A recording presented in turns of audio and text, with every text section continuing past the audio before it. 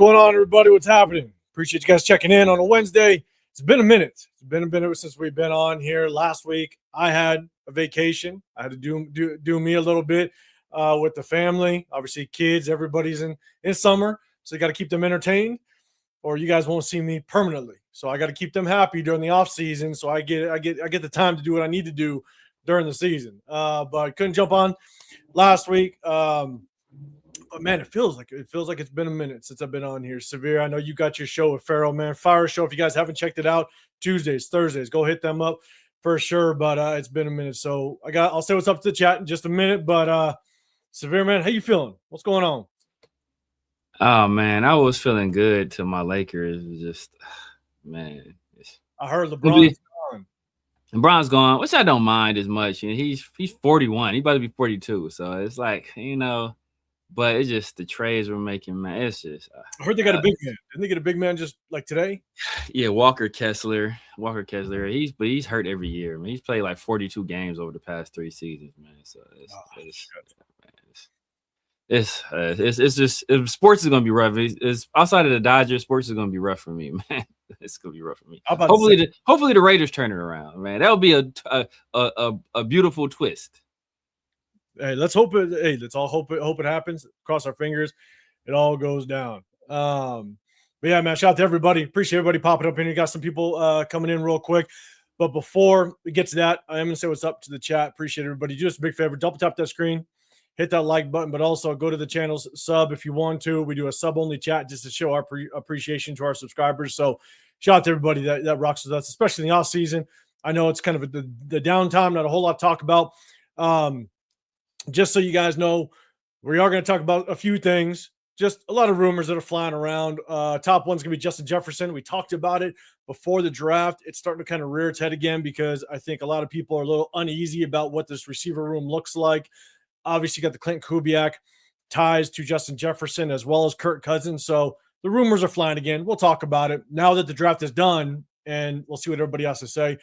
Maxx Crosby trade rumors are flying again as well. There's some talks about 49ers heating up with their want to possibly acquire Maxx Crosby. We'll see what you guys think about that. Brendan Sorsby eligible for next year. Won't talk long about it, but we'll address it because we talked about it a few weeks ago. And then lastly, we'll end with Tom Brady in a few comments that he had as it relates to the team last year. And you know, some of the comments, some people are taking it as, look, it's a little bit disrespectful given the fact that, you know, look, your hands are on this team. And so either it could be looked at as disrespectful or it's looked at it as he's just putting a fire underneath, you know, people's asses. And so definitely want to get you guys feedback on that. We'll talk about it, but we are going to do 2 things. We're going to have a little bit of fun. We're going to bring back one little segment of start them, bench them, cut them. We're going to have fun with that, but then I got another game to break it up a little bit just to kind of get you guys involved, engaged, and obviously not a whole lot to talk about, but we're going to definitely have a little bit of fun with everybody that pops up in here. So we appreciate it. Again, I'm gonna hit the chat, but real quick, I just want to do a quick little plug. If you guys want to get in on it, if you guys can see it, I'm gonna zoom in a little bit just so everybody knows. We're gonna do a little bit of a raffle. It's a $10 raffle. We're giving away, we're doing a raffle for 3 jerseys. It's a $10 raffle, $10 per entry. You can enter as many times as you want. August 20th during the Houston Texans game. We're going to go live, and then we're going to basically announce the winners of that raffle. There's going to be 3 winners. If your name is chosen as the winner during that live raffle, then you can pick between a Fernando Mendoza, Bowers, or Genty jersey. Cheeto Linus, shout out to him. He's going to be supplying the jersey, so you'll just basically reach out to him, and he'll be able to get your size, what jersey you want, and he'll ship it out to you. So just doing a little bit of a raffle. If you want to get included, you can Venmo at Real Talk Raider Nation. The proceeds will go to a very, very good cause. It will not go to me. 100% of the proceeds is going to go into a very good cause, and we'll announce that cause after the winners are chosen. So proceeds are going to me. Get it out there if you guys. What'd you say? Proceeds are going to me. He said it's not going. 100%. 100% to 100% to the Red Hat Raider Fund. Yeah, 100% to help me through this track season. That's what it's going to be. Yeah, I bet you. Man, I don't doubt that. But shout out to everybody. If you guys want to get included, again, $10 offer. Send the money to Venmo at Real Talk Raider Nation. I'm going to put a spreadsheet together, track everybody's names that are currently included. But again, we will go live August 20th to announce the winner. And you could pick, if you're the winner, you could pick the jersey that you want between Fernando Mendoza, Bowers, and Genty. Cheeto Linus already has the money for the 3 jerseys, and so it's all locked in, ready to rock. So if you want to get included, hit us up. It'll be fun. Now let me go back up to the big screen. All right, cool. Let's say what's up to the nation a little bit. Appreciate everybody tapping in. Severe. I started a little bit. You might have started some if you want to start it off. And yes, sir. Yes, sir. My guy, my 2 cents, what's going on? Donuts Dunkin' Raiders. Salute to you. Let me put him up. Actually, Donut Dunkin' Raiders. Another guy, man, has a fire show. I know he goes with my guys. I'm forgetting his name right now. Jason. Yeah, Jason Downs. Yeah. Forgettable name. Don't worry. I know he goes with my guy Jason. They have a real good show, man. So make sure you guys tap in with those guys if you haven't already. Real informative. Not as spicy as my takes. You know, they're a little bit more down the middle. You know, not crazy like me. My guy Isaiah. My guy Isaiah, man. Salute to you. My guy Jack. I can never pronounce his last name. That looks like the cough medicine. Have you guys ever seen a generic for like for I think it's Mucinex? It's like my wife would know it. She's in this family. Silver and Black Radio Podcast. Salute to you. Emmanuel. Salute to you as well. What's good, fellas? My guy Alec M. Raider Nation all day, baby. Rosetown in the building. Salute to you. Obviously, Sacktown Raider Mike, my dog. Sacktown's always showing up, showing love. 100%, man. Hey, Sacktown, appreciate you rocking with us. Appreciate everybody pulling up in here. And also, let me know if anybody's going to come into for any of the preseason games. I think Cheeto Linus, he's going to be coming out here for the Arizona game. I think we might do just a little bit of a meetup. But also, let me know if you are in the Vegas area, period, because I want to say in a couple weeks, I might try to put something together just for kind of the local Raider fans. I know shout out to LV Raider Nate. He just moved out here, I heard, a couple weeks ago. Yeah. So just another addition to the Raider fan base out here in the Vegas area. Going to try to put a little get together before all the crazy events start to go on for the season. And so I'm going to put that together in a couple weeks. Let me know. Shout me out on Instagram, _805 Raider. If you're out here in the Vegas area, I could shoot you out the invite. We're just going to get the nation together a little bit before the season really kicks off. But if you are going to be coming in town for preseason, Arizona or the 49ers, let me know, because we're going to put together just kind of a little bit of a meetup if anybody's in town. So definitely hit me up. We're going to have a little bit of fun. So shout out to everybody, man. Let's get this thing kicked off. Hold on, let me see who else. I think I saw. No, okay, that's everybody so far. Cool. Appreciate everybody rocking with us. Let's get to the first one. All right, we're gonna talk. Should the Raiders trade for Justin Jefferson? Again, we talked about it before the draft. Kind of gave our opinion on Justin Jefferson, but because the draft has now concluded, a lot of people don't think we may have addressed the receiver room, whether it be through free agency or the draft, in a way that's really going to be effective for this season. So a lot of people, and look, Severe, I'm going to give you the floor here in just a second, but I do think that when you have a player like Justin Jefferson, arguably the best receiver in the National Football League, I think one of the other players that could be definitely put in that conversation is a Jamar Chase, you know, and so, I mean, he is one of, if not the top receiver in the NFL. Whenever you have a player of that magnitude, all 32 teams should at least take notice. All 32 teams should do a really good job of just identifying their own roster, what it looks like, what their future looks like, what their current plans are, and whether or not Justin Jefferson fits that path. Because it's like MAXX Crosby. When it was known that MAXX Crosby was now possibly on the market, I guarantee you all 31 teams were at least looking at their own makeup and going, hey, could we bring him in? You got to at least consider it, right? So, chat, let me know what your thoughts are. Let me know if you would consider bringing in someone like Justin Jefferson, and we'll definitely bring it up. We see Venomous Raider. What's going on in the building? Let me go. Appreciate you rocking with you. I think the U.S. is playing tonight, right? Yeah, they play tonight, yeah. They play tonight. Shout out to Shots to Mexico, man. They're pulling. Man. I took my wife's car in for an oil change yesterday, and the guy that was just checking out, he was like, "Hey, I just put I don't bet, but I just put $100 on Mexico. It's my birthday in a couple of days." He's like, "Hopefully it's an early birthday present." So shout out to him. He came through for him, man. He probably got some pretty good. He probably got some pretty good odds. Pretty good odds. I bet you, because I think it was. I think Mexico's always been the underdog. I don't know. Yeah.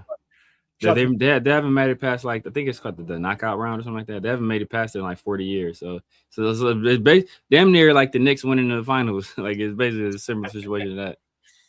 Yeah, that's crazy. But Severe, I'm gonna throw it to you in just a second. But Sacktown's coming out quick. He said no, absolutely no to Justin Jefferson's too much draft capital, and he's making like 36 mil this year. I think it's 36 mil this year, and I think he's in upwards of like 40 something next year. Stuff like that. So we'll see. But I'll get a couple more comments in. But Severe, man, the makeup of our receiver room, it is what it is going up to this point. What's your thoughts on Justin Jefferson? Would you consider it? Would you want to bring him in? Yeah, it's not that time.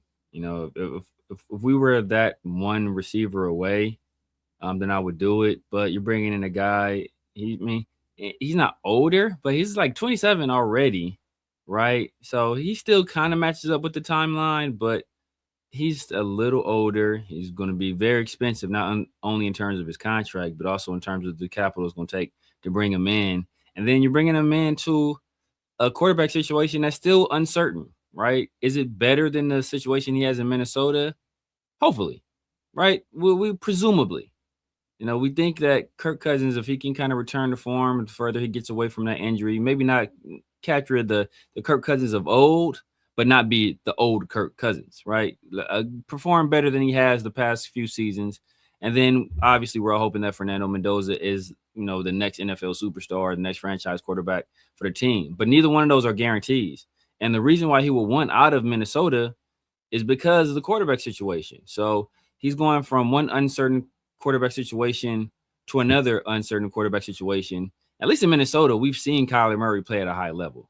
We haven't seen Kirk Cousins do it in the past few seasons, and we've never seen Fernando Mendoza do it. And it's still, the jury's still out whether or not he ever will. We think he will. We hope he will, but we don't know. So at this point, rock with the young guys. And if we get to the point in time where we need to bring in a veteran wide receiver, we can do that later down the line.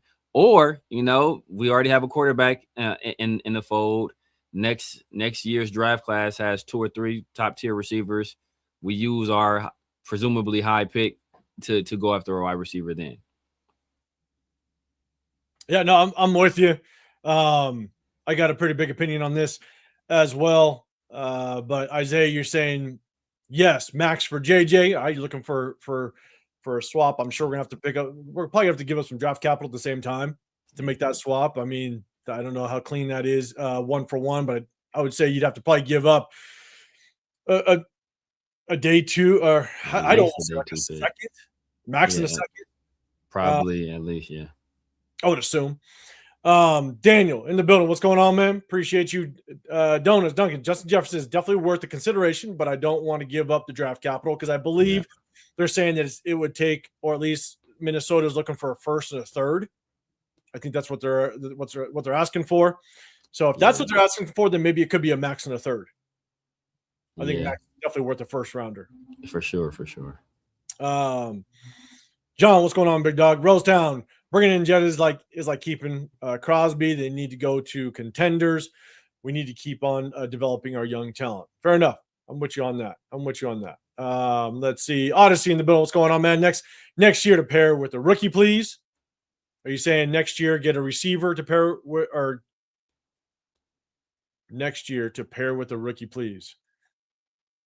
I'm thinking you're saying maybe get a rookie receiver next year to pair with. So I think he's saying get Jettas and then get another rookie receiver next year. So he wants, which means it's gonna be tough because we're gonna probably give up our first for next year, depending on what they want to do with MAXX, because they might mess around, fella want a physical too. So, depending on what they want to do with MAXX, we'll be looking at receivers in the second round.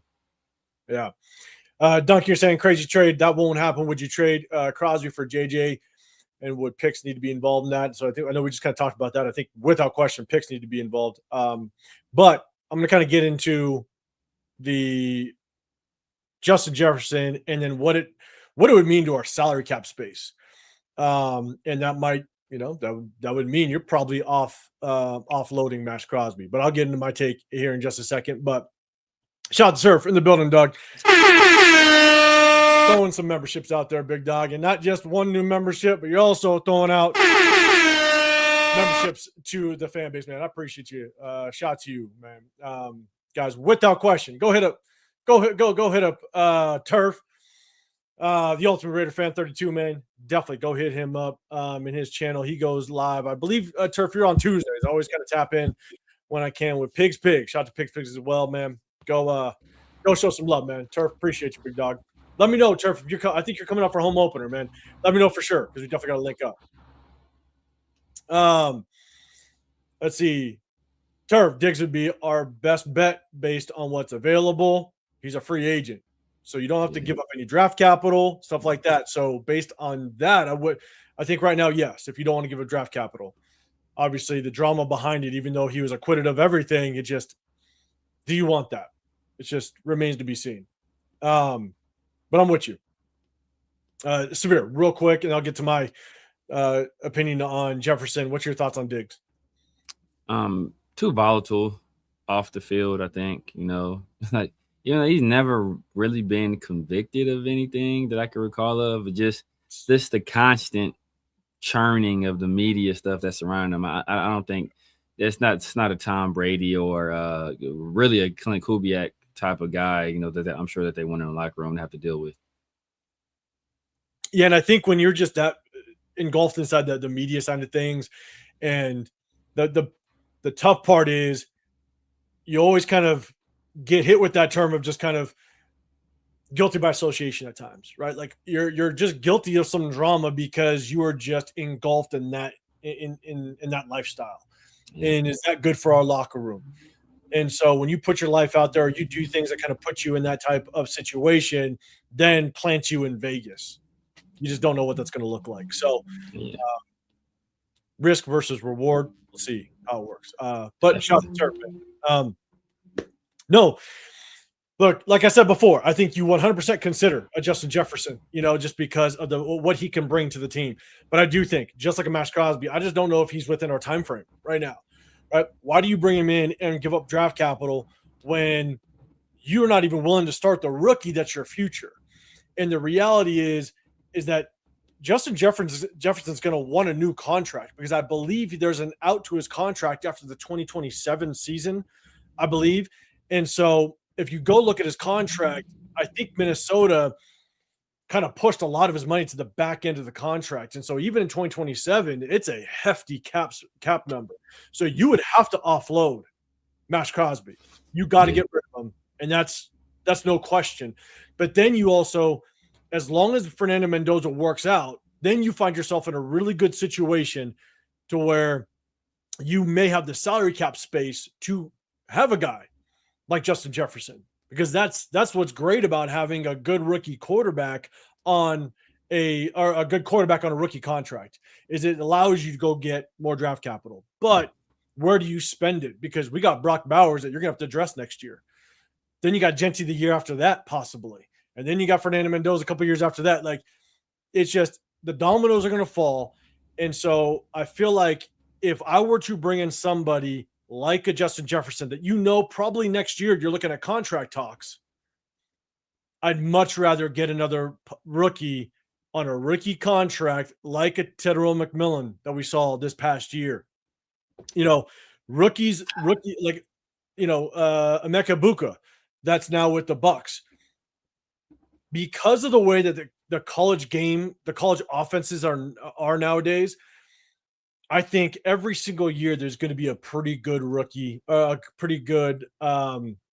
rookie coming into the NFL. Right? Next year is who? What's the kid's name from Ohio State? I'm blanking. Jeremiah Smith. Jeremiah Smith, right? Everybody is all hopped up about Jeremiah Smith. It just feels like every year there's going to be a guy. And if you have access to that guy, then maybe you get another guy on a rookie contract. And if you now have a quarterback as well as a receiver, a possibly top 10, maybe top 15 receiver on a rookie contract, now you can pay your bona fide guys. You might be able to hold on to a MAXX Crosby because MAXX Crosby is going to want a new contract probably in the next 2 seasons.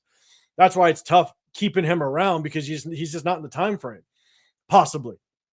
So if you can extend extend Brockbowers and get him another contract, if you can continue to bolster this offensive line and keep Fernando Mendoza upright, to me, I think if you get 2 guys like that on a rookie contract, I think that would be huge. So maybe next year you do it.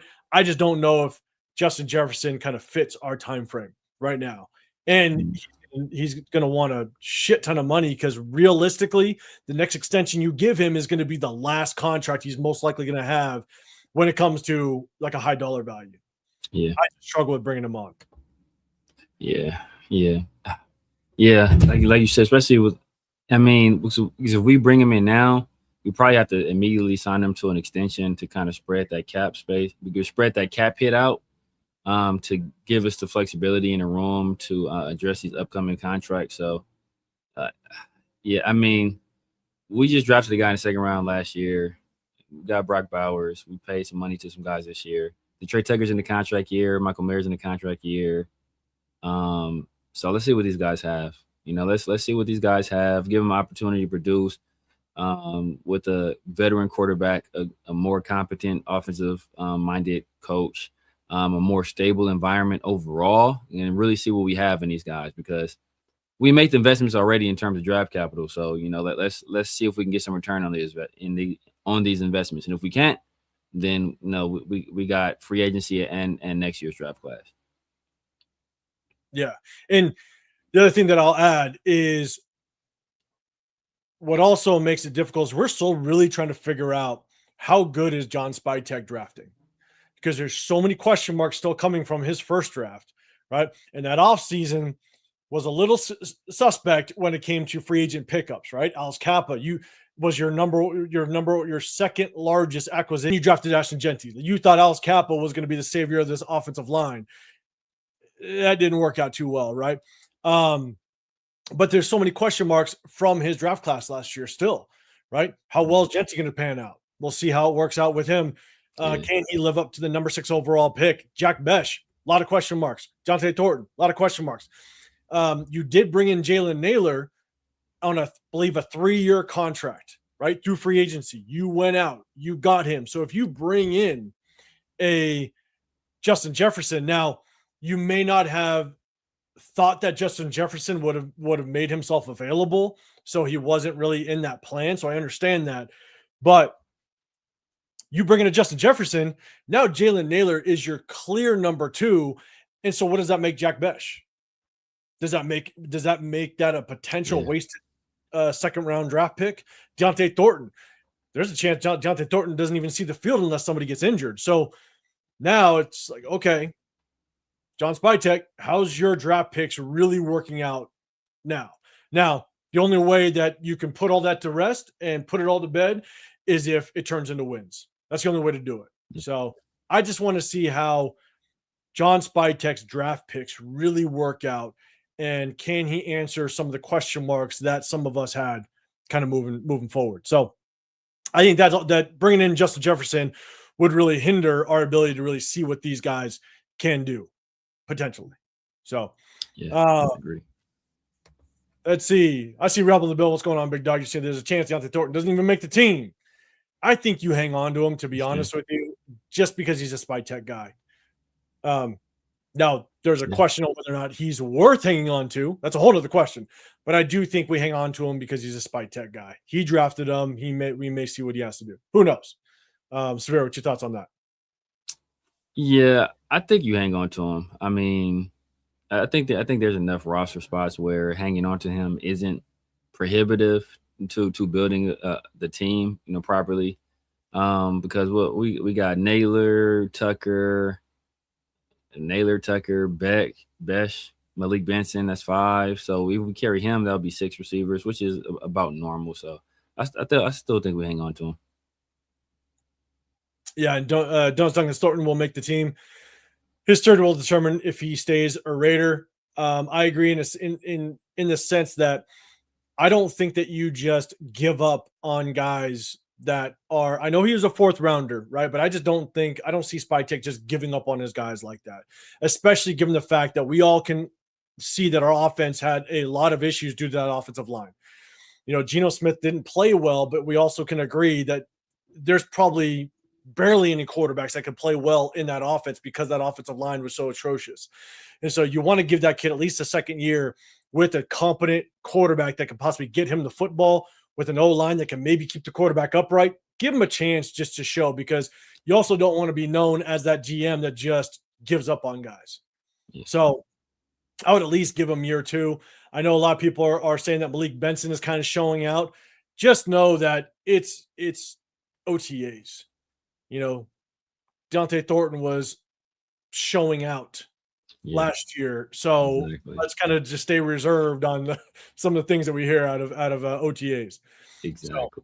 So, I know the slow motion spiral to him catching a deep ball. Just, I know it looks good, but let's just keep it reserved. And I hope he does ball. You know what I'm saying? I think he shows flashes on game film when you look at his college game film, but a lot of that sometimes just doesn't translate. And he's still a 6th rounder, so we'll see how it works out. We'll definitely see how preseason looks. So, cool. Appreciate everybody. Hey, hit that like button. Appreciate everybody that rocks with us in this off season. We're gonna get to the next topic, and then we'll have a little bit of fun. Do a start and bench and cut 'em. We're gonna bring that back and rock out with you guys. So let's go to the next one. Let's see. All right, Maxx Crosby trade rumors again. Will it happen? Obviously, there was trade rumors just kicking off the offseason, and then he actually gets traded to the Ravens, where I think a lot of people thought that there was no way Maxx Crosby would ever get traded, and then bang, it was accepted through the Ravens. But obviously, he was spit back by the Ravens. But then you got more rumors heating up. You got some of these insiders, you got some of these guys that are basically saying that the 49ers are extremely interested of possibly acquiring Maxx Crosby. So obviously they'd have to trade for him. Question would be is, chat, do you think that's real? Do you think the 49ers have a chance? We talked about it real briefly in a live that we did, I want to say now a month ago. But one, do you want to trade Maxx Crosby? Do you think it'd be right trading Maxx Crosby? What do you think it'd be worth? Chat, let me know your thoughts. But Severe, I'll throw it to you first, man. Actually, shout out to Jason in the build. I see you, Jack's Raider as well. Hit that like button. Appreciate you. It's YouTube asked you to do it, Jason, because it's the right thing to do. God damn it. Appreciate you rocking, Jason. Definitely, guys, go over to Jason Downs' channel, Raiders First Downs. Hit him up. He goes live with Duncan, man. Fire show. Definitely hit him up. So, Severe, man, thoughts on Maxx Crosby? Rumors are going to fly. They're going to constantly fly. I promise you, they're going to constantly fly all the way up to the trade deadline. It's just, it is what it is with Maxx Crosby. But what's your thoughts? Do you think that there's a chance he could get traded? Do you think the 49ers would actually want to maybe acquire him? And what do you think the trade capital would be? And what would you accept, basically? Yeah, I mean, some of these people had him getting shipped out in the Justin Jefferson trade. So, you know, but yeah, I mean, I feel for the 49ers could and would be interested. You know, partly because I said after the Rams made the move for Myles Garrett, like that could kick off an arms race where teams that feel that they were competitors in the NFC, they might show some renewed interest in a guy like Maxx Crosby to kind of, you know, even out themselves or get onto the same plane as the Rams. So, or at least, you know, semi-equal footing to them. So I was looking at teams like the Cowboys who always think they're in it, and they rarely really are. Then the 49ers, you know, another team in that division competing for the NFC West crown. There was another team I mentioned, but I forgot. But yeah, I could definitely see the 49ers wanting to do it. Will it be worth it for us to do it with them? Probably not, just because their first round pick is likely going to be a late one. So we're not going to be getting that you know, that 14th overall pick. We're going to be getting one in the mid to late 20s. And then they probably won't even throw in a second first round. Well, they likely won't throw in a second first round pick either. So it's going to probably be like maybe something similar to the Justin Jefferson trade, where it's a first round pick, maybe a third, or something like that. So like, is that something I really want to do? Do I want to give up MAXX for that? I prefer not to. You know, I was really hell bent on those two first. We were able to get it, and then it was ripped from our hands in the cruelest of fashion. So it's hard for me to accept less for that now, especially for him to go to a contender, for a team that knows they're in a position where they need to add another elite level talent to keep pace with the Rams. So it'd be tough for me to see him go to the 49ers.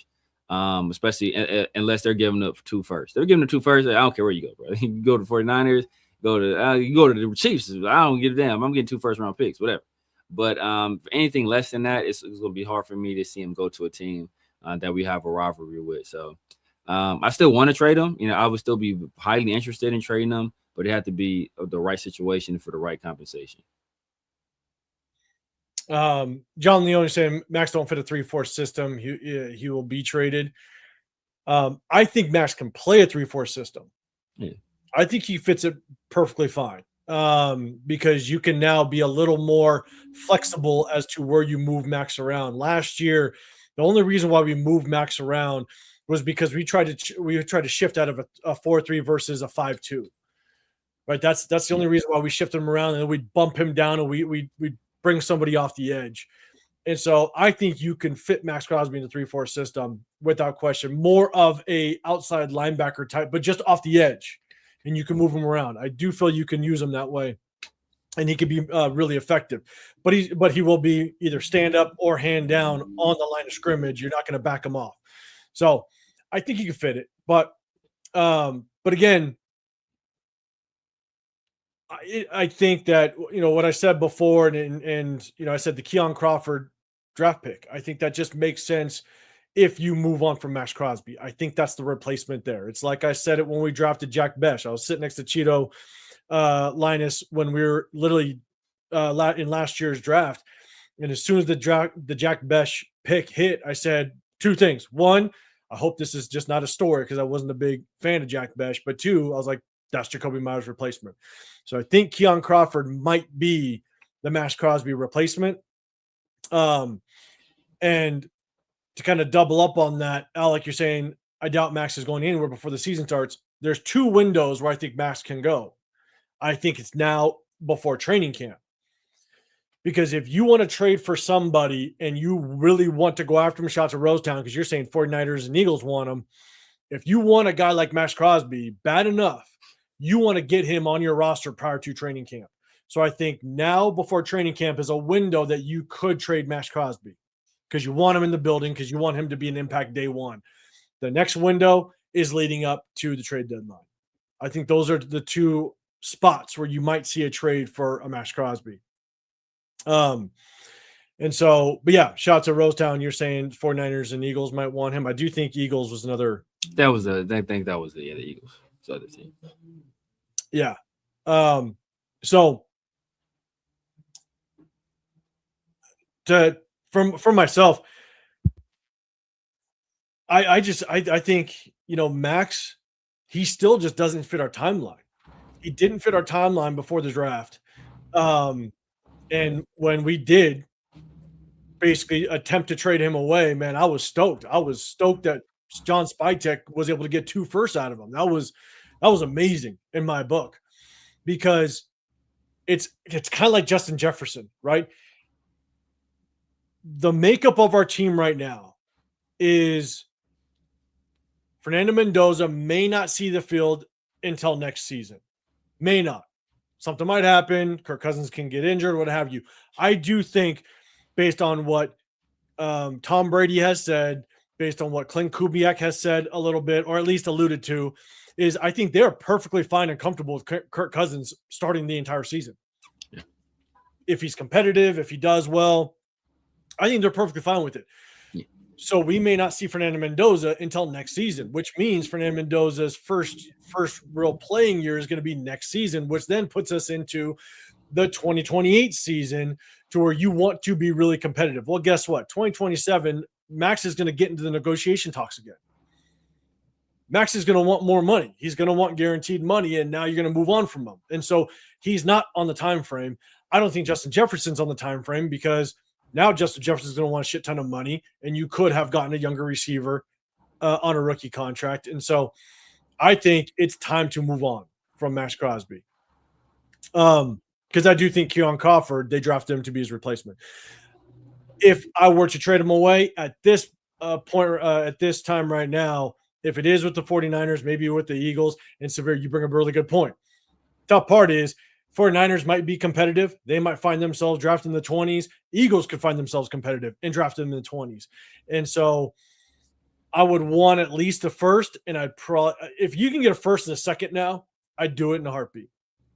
It sucks. It might be, a late first, but maybe it gives you that flexibility to move around in the first, right? So let's say we only win, let's call conservative 6 games next year. That now puts us drafting in kind of what, maybe between 9 and 12. Yeah. So you could either pick there, you can move back a little bit, and knowing that now you have 2 first rounders and acquire more draft capital for either later in that draft or future drafts. So it gives you flexibility to move around knowing you have 2 first rounders. So I would be more than willing to take a first round and a second round for Maxx Crosby. You clear those books, you can move that salary cap for next year, and now you just have more salary cap to play with to now build around Fernando Mendoza, because now you have a better idea of what this team looks like. I do think last year and this year, you're just trying to figure out what's the direction of this goddamn team. Who are the foundation pieces? Because right now we really don't have them. You got a brockbowers, you have Fernando Mendoza, but we still don't know what Fernando Mendoza is. This is the year to really figure out who are the foundation pieces we got to build on. Maybe Charles Grant all of a sudden surprises us or surprises us on this side. Maybe not this guy on this side. Severe, he's about him, but yeah, you know what it is. Now he's a staple. Now he can solidify himself. Maybe Charles Grant solidifies himself. Maybe Tyler Linderbaum is that staple, right? I think this is the year to figure out the foundation so that next year you have more draft capital and you have more salary cap space to really add the pieces to build kind of the infrastructure of this thing. So I'd be willing to move on from them, and I'd take a first and a second. Yeah. Jason, you're saying, could the Bears be a player in a trade? Rookie quarterback contract, lots of flexibility. They got an upfront look at him last year. Yeah. Oh no, Severe. What's your thoughts on that? Yeah, man, he had one of his best games of the year against the Bears. They spoke highly of him. And they do need some help up front. So I can see them doing it. Do they feel they're truly in position to compete? I mean, they have a young rookie quarterback, as Jason said, on a rookie contract. He had a breakout season last year. They had a pretty deep playoff run. So I can see a situation where they say, you know what, if we get just an impact player on the defensive side of the ball that can give us that little bit of edge and maybe push us over the top. I can see that happening. I don't know what their draft compensation looks like though, because I know obviously they took in the Hall when they traded back with Carolina, when they moved up for Bryce, and I think they had some compensation involved in the DJ Moore trade as well. I forgot what they got back, so I'd have to see what picks they had. But the Bears are an interesting spot too. They are, and shout out to Jason. That is a good point, given the fact that they have a quarterback on a rookie contract. Remember, go look at what they did, what the Chargers did on Herbert's basically final year of his rookie contract before he's about to sign on that dotted line, and they would have to dump a bunch of money. They brought in just a ton of players. They brought in guys to just bolster the crap out of that roster. And so you want to have that window. And again, I know you guys, everybody in the chat knows, wanted to trade back. I wanted to trade back, right? But the one benefit of having Fernando Mendoza is if he works out, he's on a rookie contract, and now you can literally just stockpile this roster. So the Bears could look to do that. And man, if you could bolster that defense, you already know that offense is going to be impactful. That offense is going to find success in football games. That's where Maxx Crosby can kind of benefit as a finisher. Yeah. if you bring him on over there. So wouldn't be surprised if they try to rock with that. Like you're saying, the team would probably give up a first and a third right now for Max. Maybe I'd still take a third. I'd still take a first and a third, just because I just don't know if he's on the time frame. Severe. If it's a higher first, it's like, you know, in the teens, I'll probably take a first and a third. But if you're gonna give me a late first and a third, then I'm like, I'd still take it because it's a first, a third, plus the salary cap, 35 million, right? What you could do with that 35 million, in my opinion, I think would be worth it. But that's just, you know, that's just me. Not about you saying what do we need to do to find Kolton Miller's successor. Not about it. You must be new around here, but you must be new. You must not know. It's Charles Trent Williams Grant, baby. You better say it with say it with your chest. Say it with your chest. We found a successor. I'm curious I am really curious just how this O-line is going to play out. And right after this, we're gonna have some fun with the start and bench them, cut them, and then we're gonna get to our other topics. But we're gonna do our start and bench them, cut them here in just a second, just to kind of give Severe more time to talk about Charles Grant. But the makeup of this offensive line is really interesting because Charles Grant, I do think, was drafted to be the successor of Kolton Miller. But I do see Charles Grant possibly more of a guard, to be honest with you. He's athletic enough to play tackle, but when I watch his gameplay a little bit, I'm like, man, I think he could be a damn good guard. Could he play tackle? Yes. I don't doubt that he could play, but I think he could be a damn good guard. But then you go get Trey Zune.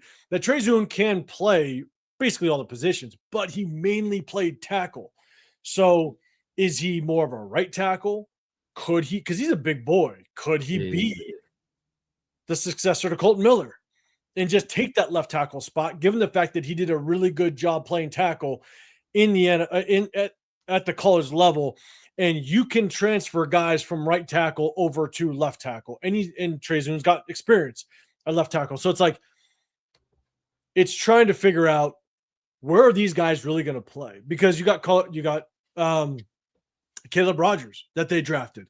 What's his upside? Can he solidify himself and steal that guard position and make that work? So you got a lot of guys that could be versatile. And I'm really curious what the next 3 years of this offensive line is going to look like. Because all I got to say, Spytek, you drafted a guy number 6 overall. You better make it work. And the only way it's going to work is if this offensive line produces. You got 3 years or 2 years now.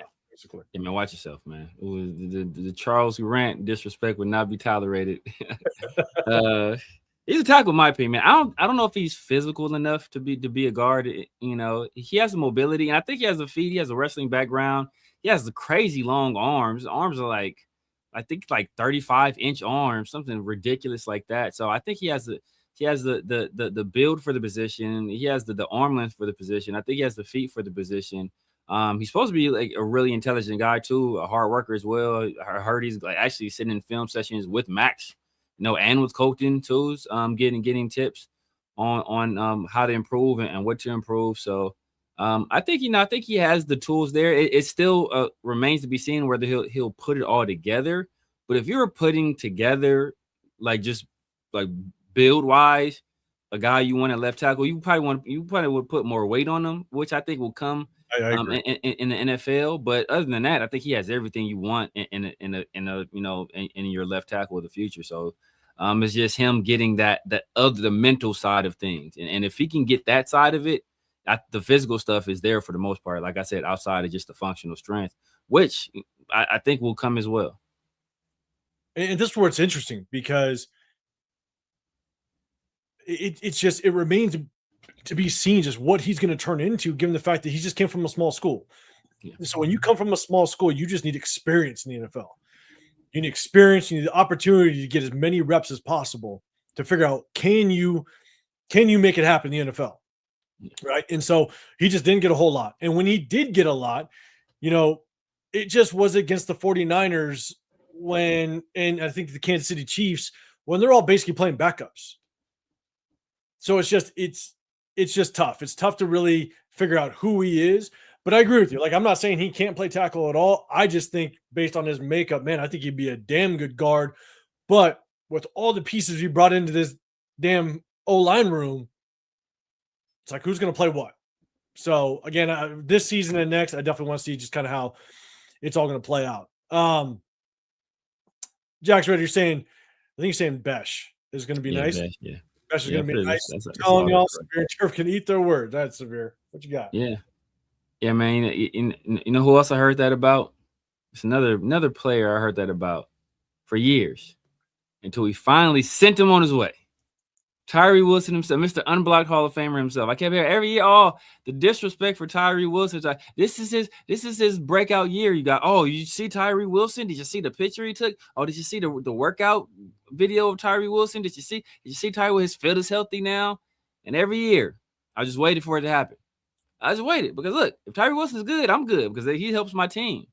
But I knew in my heart of hearts, I knew what Tyree Wilson was. Just like I kind of know what Jack Besh is. He's a tight end, masquerading as a wide receiver. He was, and yes, Alec M. No lies detected. Tyree's the unblocked Greek god, unblocked Hall of Famer. If you know, you know. If you guys don't know, we break down game film during the season. If you guys want to rock out and see that, we go into deep detail when we break down the film. If you guys rocked with us the last couple seasons, we'll take full sessions of breakdown every single game, every single week. So definitely tap in for that if you guys want to see more on it.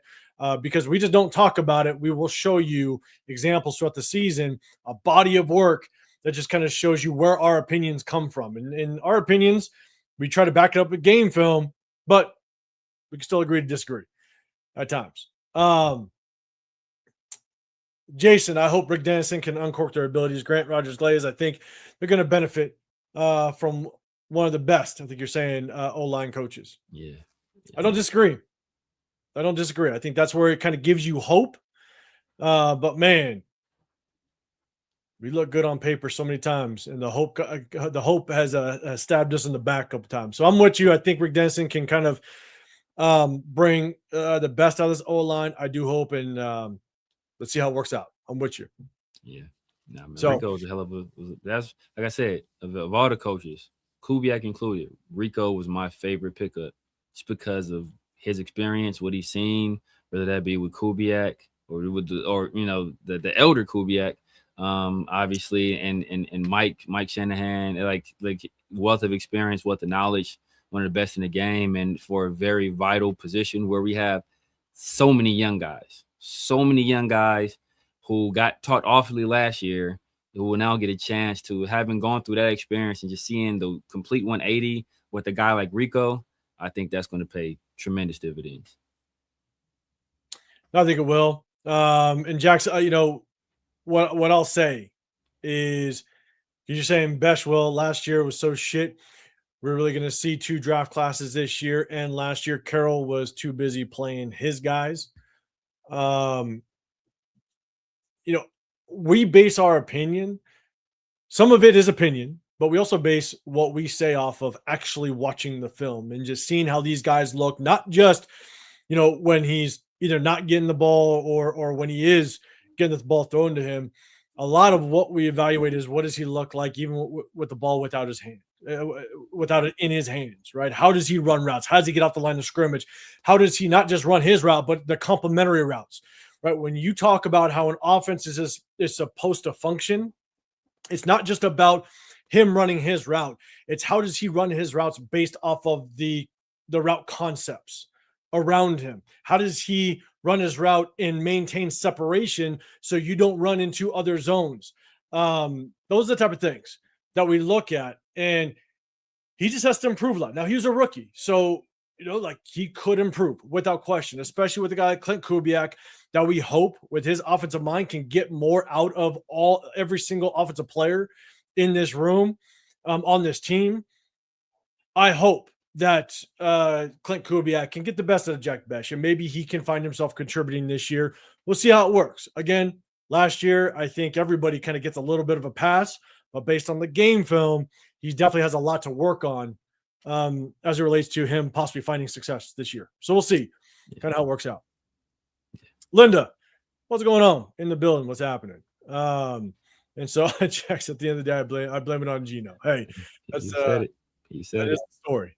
That is the story. If last year's season kind of has a motto, that might be it. Yeah.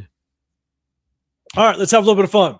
We're gonna share the screen. If you guys don't know, we've done a segment all last off season. We've only done it a couple times this off season, just because we've kind of shortened to only Wednesdays. As we kind of get into the preseason, we're gonna go back to our Sundays as well. So definitely tap in with that. What we do, a start them, bench them, cut them. Basically, what's going to happen? 3 players going to pop up on the screen.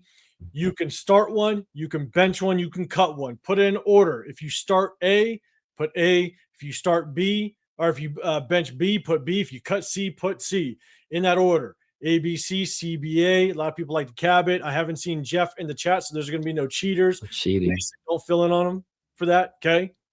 Watching out for you. But in that order, who would you start? Who would you bench? Who would you cut? But what I'm going to do is there's going to be 2 players that will pop up. Let's guess who the third's going to be. Let's guess who's the third's going to be. And if you can guess it, shout to you. Congratulations. But that's how it works. All right. So in the beginning, 2 players are going to pop up. Let's do a little bit of guess on who you think that third's going to be. And shout out to Jason. I'll give him a little bit of credit. Jason did a pretty good job of guessing quite a bit. Yeah. The last time we did it. So, all right, start them, bench them, cutting. 2 players pop up first. What up, Diesel? What's going on? There it is. Ah, damn it. I didn't stop it in time. Never mind. We ain't doing it. It's just going to be 3. It's going to be a start, bench, cutting. The program that I did this on, they've like changed all their stuff on how you create it. And I'm like, God damn it. So they're messing with me. So, all right. Start them, bench them, cut them. You got Garrett Wilson on one end. You got Scary Terry on the other. You got Nico Collins right in the middle. Who would you start? Who would you bench? Who would you cut between the 3? Let me know in that order. Start, bench, cut. God damn it, Jason. You cutting Jeff. Oh, hey, that's why he's not in here. You already got rid of him. My God. This is a good one. This is a good one. It's a good one. And I think I got mine. You got it? All right, let's see, Jason. You got CBA. You're starting Scary Terry. You're benching Nico Collins, and you are cutting Garrett Wilson. All right, you got CBA. Rosetown, you got CBA as well. Isaiah, A and B are interchangeable, though. My bad. Isaiah, I passed you up. All right, you're ABC. So you're starting Garrett Wilson. So we got some cuts for Garrett Wilson. You're starting Garrett Wilson. You're benching Nico Collins, and you're cutting Scary Terry. Let's see, Cool Kev, your BCA. TK in the bill. What's going on, big dog? Good seeing you in here. Your BCA. So you are starting Nico Collins. You are benching Scary Terry. You're cutting Garrett Wilson. All right, let's go Sacktown, your BCA as well. Okay. All right. Severe, what you got on this one? I'm stuck between 2. But you know what? I'm going to mix it up a bit, man. I'm going ACB. I'm cutting Nico Collins. Know why I'm cutting Nico Collins? You never know when Nico Collins is going to be on the field. Man, it's kind of the same with Scary Terry too, though. But top of their game. I guess I should preface. I didn't know if it's at the top of their game. Best season they had. Yeah. See, I was stuck between ABC and ACB, but Garrett Wilson and Scary Terry both went to Ohio State. Nico Collins went to Michigan, and Chris not here, so I'm cutting Nico. That's hard. I'm cutting Nico. Hard, man. I think just pure talent. I think Garrett is the most complete of all these guys.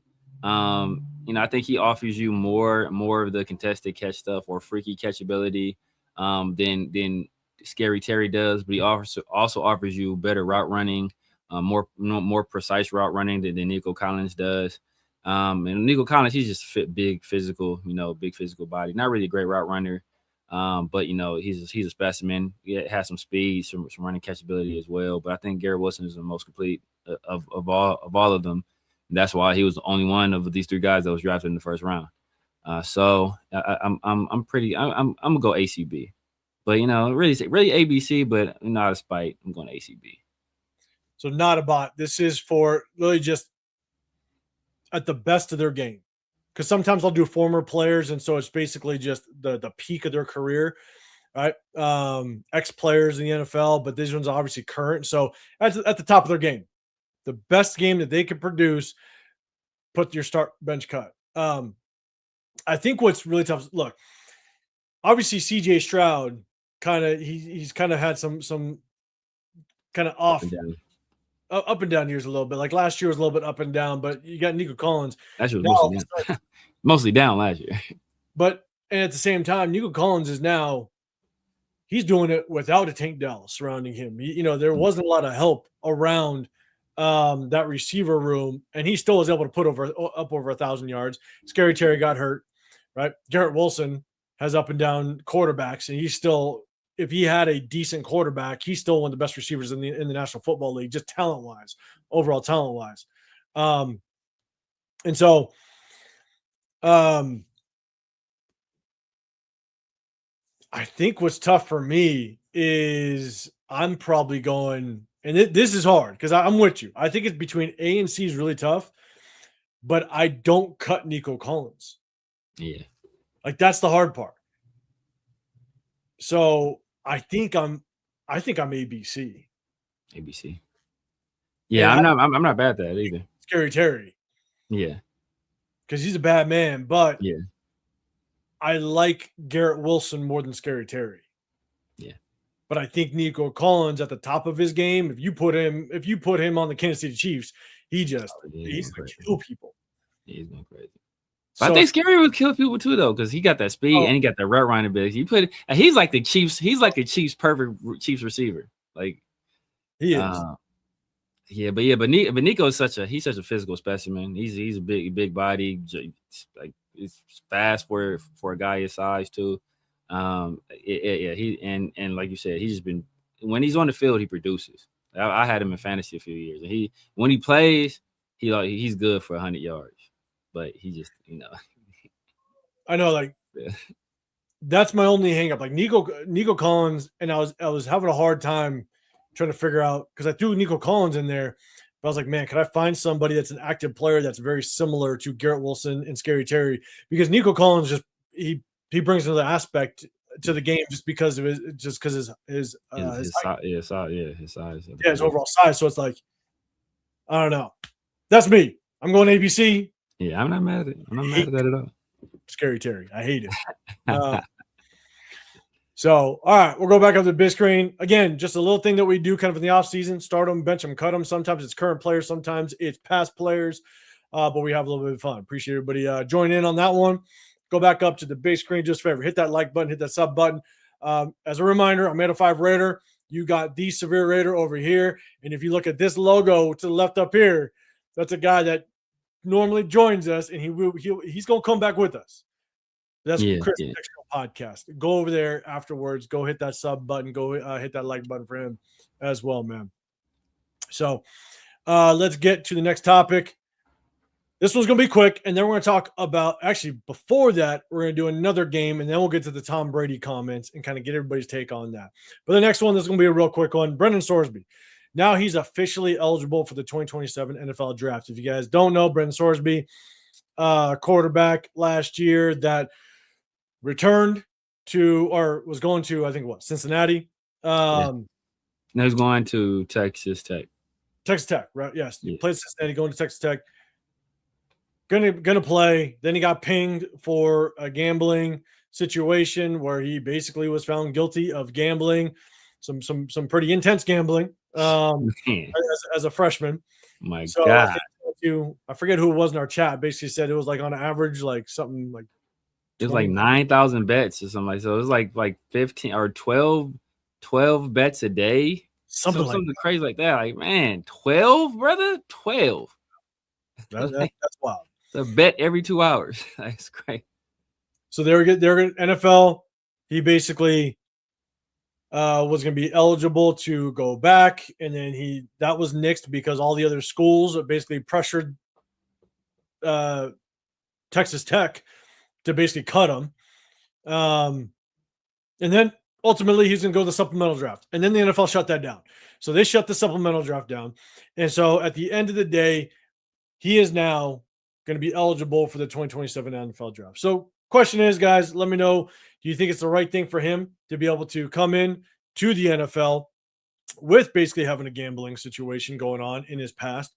And obviously we have Fernando Mendoza, so he's most likely not going to be a target for us. But there were basically news coming out that all 32 teams were going to attend his pro day or workout prior to the supplemental draft. So at least there was interest amongst all 32 teams. What level of interest there is remains to be seen. But Severe, what's your thoughts? Just overall thoughts of Brendan Sorsby being eligible for the 2027 NFL draft. And I will preface that he's going to be eligible for all the pre-draft events, the Senior Bowl, the pro days, all that stuff. It'll be interesting. Severe, what's your thoughts? Yeah, I mean, it's this is a terrible situation for him, because really, if he was intelligent, he would have entered this last draft, because it was such a weak draft class for quarterbacks that he probably would have went late first, early second. I think teams would have had him higher than Beck, probably had him higher than Aller. He's a guy that had a serious chance to go higher, especially if you'd have went to the combine and went through the other pre-draft stuff. So I think he missed out on a lot of money just not entering himself in this draft. And then just the miscalculation to want to go into this next draft class that's supposed to be extremely deep. So you're fighting with all these other top tier quarterbacks already. So that's already going to suppress your draft stock. And then you get hit with this gambling stuff, and now you have to sit out a year. So having to sit out a year, what that's going to do to a guy's draft stock, and having this gambling stuff on your jacket too. So that's going to suppress your draft stock even further. He's a guy that could end up, going 6th, 7th round, or being a UDFA and missing out on tremendous amounts of money. So, I'm happy he's going to get a chance to play in the league. I don't want to see that taken away from him for transgressions made as a 17, 18-year-old kid. But at the same time, gambling is very serious. And with like all these sites popping up with the DraftKings and Prize Picks and Kalshi now and all these other, it's big business. The stock, and if you're or stake, whether if you're in other countries, they got stake going. It's tremendous business. And one of the reasons why the NFL has been so hesitant for years to move a team or a franchise to the Vegas area was because of quote marks. They wanted to stay away from gambling. The only reason they have an injury report is to encourage gambling. But I digress. So when you have that on you, especially betting on your own team, even if it's games you weren't playing in, that's going to follow you around, man. So, and I just think back to I think who was it that had to sit out a year? Was it Maurice Claret, who probably would have been like a 1st round pick? Then he had to sit out a year because he tried to enter the draft, and then they won that lawsuit. I think so. He ended up not being able to enter the draft. Right? He probably would have been a 1st round pick. Then he had to sit out a year. And then I don't remember where he went. What did he win? The 4th round or something like that. And he was never recovered. He never recovered as a player. And I'd hate for that to happen to Sorsby.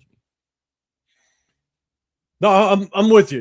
I think the NFL just kind of has a little bit of I don't want to say a situation on their hands, because Sorsby comes in, gambling situation. Obviously, I know it's not NFL, but you have all the NBA crap going on with the gambling. It's like, I also look at the NFL going, you're basically going to look at this situation specifically about Brendan Sorsby and his gambling situation that he had back when he was 17, 18, years old.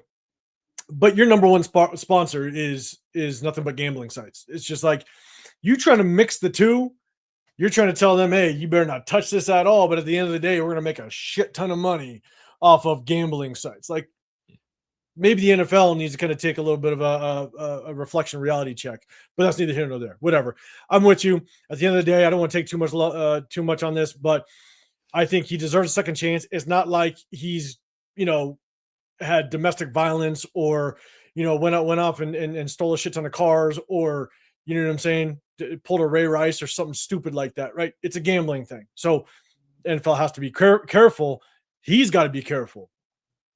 You know what I'm saying? Like you better not find yourself within the same state of a goddamn casino unless you're going and playing in a stadium. You know what I'm saying? Like, man, you better cross T's, dot your I's on your steps. So we'll see how it works out.